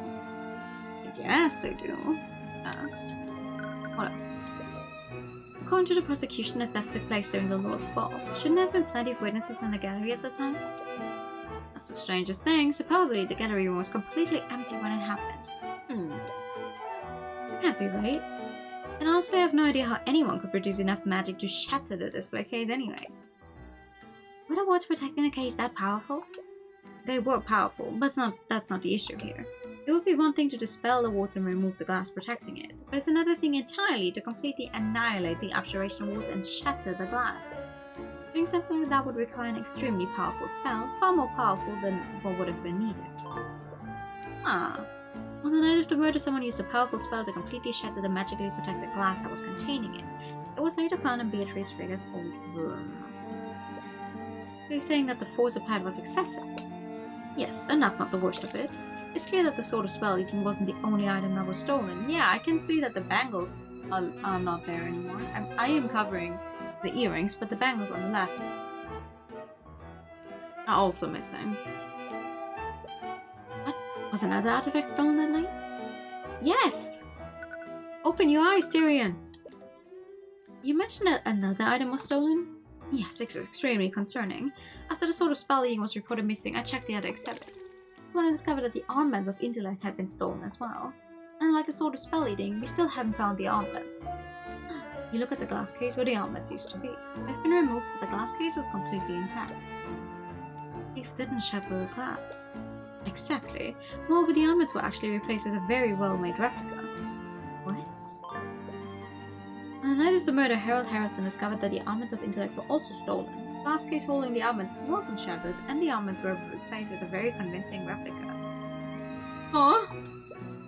What's going on here? The two thefts are completely different from one another.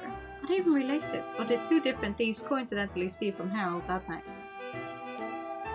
Honestly, I wouldn't even be surprised if that was the case. You mentioned that someone would have needed a powerful spell to shatter the display case. Wouldn't that narrow down the list of suspects for the theft? Not everyone attending the ball could cast spells that powerful. Well, according to the Inquisition, Beatrice Frigga's magic was powerful enough to have done this. Discounting the fact that she's completely blind? Yes, I'm well aware of that, and it doesn't sit quite right with me either. Was there anyone else at the Lord's Ball capable of matching Beatrice's power? Only the heads of the four pillars could have invoked magic this powerful. But apparently, Beatrice is an exception to that.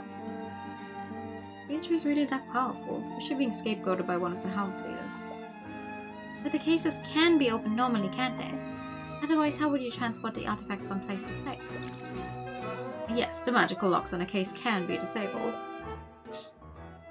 You detect some fear. Is he hiding something? How are they normally disabled? Can be turned on and off using a spoken password. And how many people know this password? Only myself. A person who oversees the transport of these items when they're moved. Ah. The spells that guard the displays can be temporarily disabled using a spoken password. Harold Haraldson is supposedly the only person who knows this password. Unless someone's watching you chant it. That you are aware of. Listening in, no. So Harold could have stolen the sword that night. Could have staged a robbery to cover his tracks. Or that, I guess. Harold, a witness told us that you got into an argument with William Frigga on the night of the murder. Was William Frigga planning on defending the Harolds in Hall of History? Yes, he was. He made that very clear. But that doesn't mean that had anything to do with his murder. We're not saying that you did, but I need to explore every possibility. So I need to ask, did your argument that night turn hostile? I'll admit that our discussion turned heated, but it never escalated to threats or violence. It's how insulting he was, it should have. Well, he was being unreasonable and I was frustrated, but that's all there was to it. He deserved what happened to him. Ooh! There shows more resentment than he's letting on. Do you have any conflicts with him prior to that night? We have had disagreements in the past. He was receiving pressure from the royal family about what I was displaying in the museum. The king believed that some of my exhibits were too controversial for the public eye. What do you mean? I'm sure you've noticed the rising tensions between the common folk and the nobility. No one want to shy away from the bloodier parts of Vivengard's history. Citizens must know about these parts of history, otherwise we're liable to repeat them. However, the king believed that my historical exhibits did nothing but dig up old wounds. Nothing but simpletons, a lot of them. The nobility thinks they can smooth public relations by censoring history, as if they couldn't get any worse. Anyways, it's clear that Harold is passionate about his work. Will that passion drive him far enough to commit murder, though? For your time, Harold. Harold. I am literally only saying Harold. Why do you keep... I think we've been away now. We have a lot of info, but none of it really leads anywhere. So many people had a motive to murder William Frigga, but who actually did it? Perhaps you should take some time to review everything that you've learned. Motives aside, let's go over the events that happened that night. It all started when the sword of spell eating was stolen. What do we know about the thief? What do we know about the thief of the sword of spell eating? What do we know? We don't have a specific suspect, but we do know something about them. Harold is not a demon. Eh? The thief is a a powerful mage. That is what we know for sure. Yep. He was a powerful mage. That's the only way they could have shattered the magically reinforced glass. What about Harold? He could have just unlocked it using his password.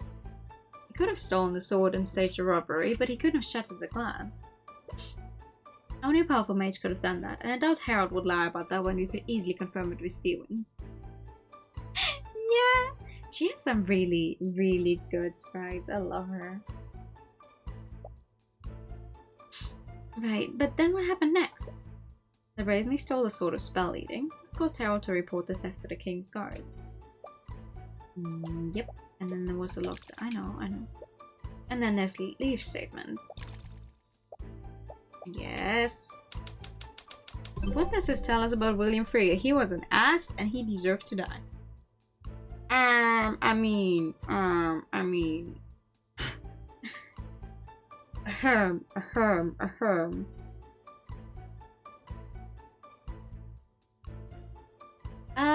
She was our first client, and she's now our bodyguard, actually. But yeah, I guess, kinda. This account gives us a clear fact about when William died. William died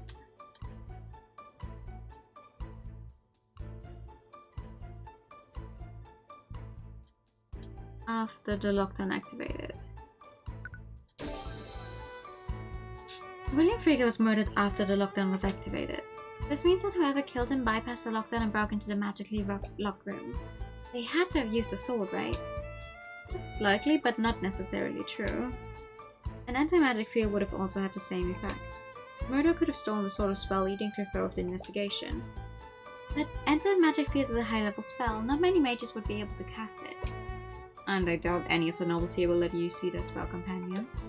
But because of how powerful anti-magic field is, we can still conclude that the murderer is a powerful mage. This actually narrows down our list of suspects. Still no concrete evidence, though. And we haven't even spoken to all of the suspects yet. Right, you never got a chance to speak with Lucio, Steelwind. Given the status, you wonder if that would even be possible. Either way, it's a good start, and it's not as if we're defending this case. The trial is getting close anyways. No! We're going to be prosecuting this case, actually. You don't doubt Mr. Moore's abilities, but you should share what you've learned with her before the trial begins. It's a little strange that you haven't seen her since the investigation began. She might be meeting with Beatrice at the dungeon. The dungeon. Dungeon.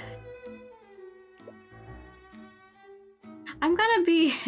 I'm only finishing up this part and then I'm gonna end anyway, yeah. No worries. I didn't think the investigation part would go on for this long.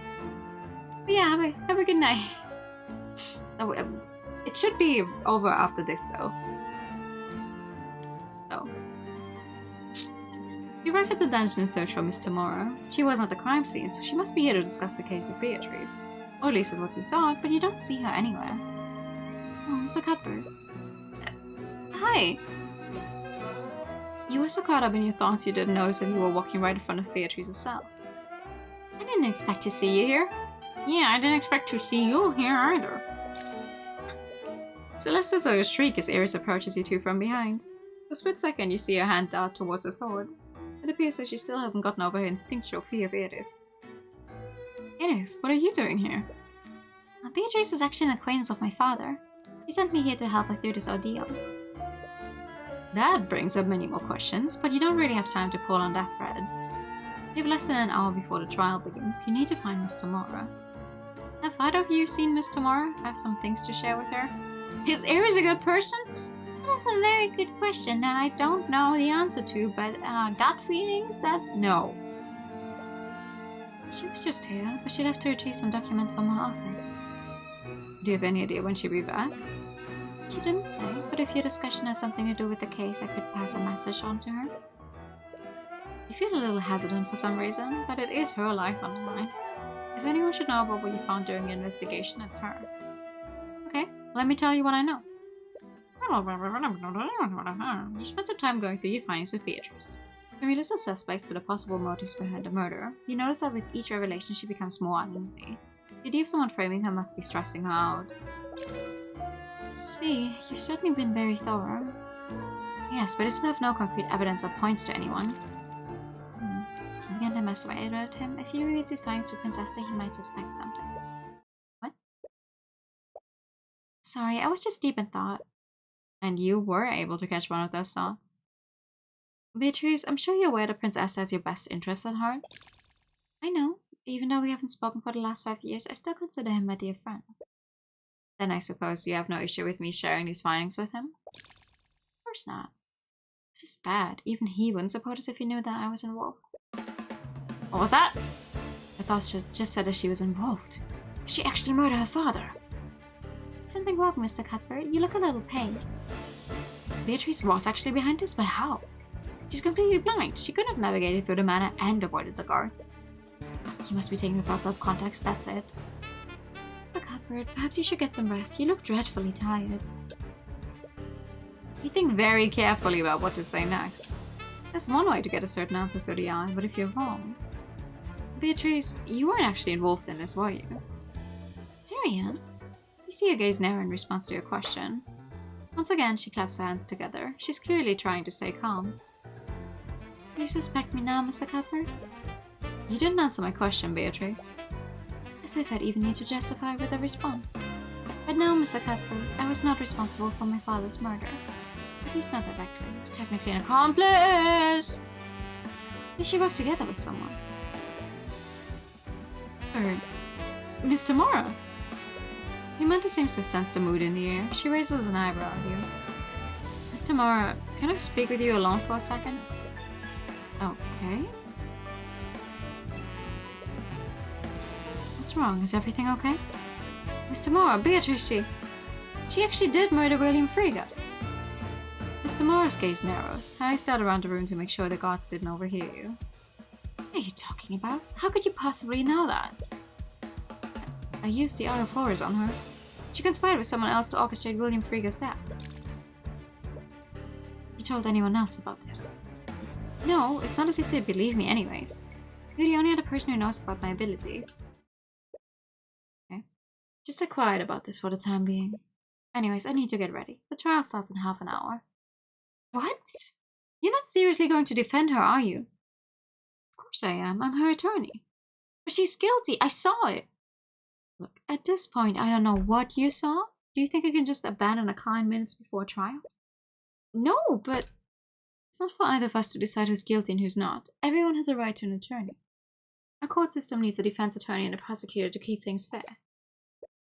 More importantly, you had no right to use the elf horse on my client without my permission. What? But I don't have time to argue about this. We will be talking about this later. Before you have a chance to respond, Miss Tomorrow walks away. Celeste sees both of you and awkwardly approaches you. Hey, Tyrion, is everything okay? Celeste, I think Beatrice was actually behind this. What? You don't blame her for not believing you. It's not as if you can tell her about the Eye of Horus. Although, why haven't you told her? Alright, I believe you. What? You would say something like that if you weren't sure, right? But what if you're saying is true? What do we do now? You think long and hard for a moment. I don't think we need to do anything. What? Steven is handling the prosecution, and she's definitely no pushover. If Beatrice is truly guilty, I'll just have to trust her to get the job done. Either way, I don't think we're in any position to get involved. Ha ha! Alright, if you say so. It's really none of your business. Is it though? You have no stake in this. You're not obligated to do anything. You've done everything you can. It's in their hands now. It's none of your business. This isn't your fight. William Frege was a tyrant and a bigot anyway. He's a noble who did nothing but steal wealth from the common folk. The world is better off without him, and it's not as if you didn't try. All you have to do is wait for the trial to run its course. Objection! Objection! Dun, dun, dun, dun, dun. Your Honor, I'm afraid you can't pass a verdict just yet. Mr. Cuthbert! Cuthbert! What the hell are you doing? I don't know. What I do know is that there was a massive contradiction in Miriam Freya's testimony. Who are you kidding? As if you were ever the type of person to stand by and do nothing. Yeah. But that's for us to find out. Next time. Nope. Nope. Nope. Nope. Nope. Nope. Nope. Have a good night, Mel. Wow, we get the crying about the girlfriend thing twice. Okay, thank you. Woo! Next time. Time to figure this out next time.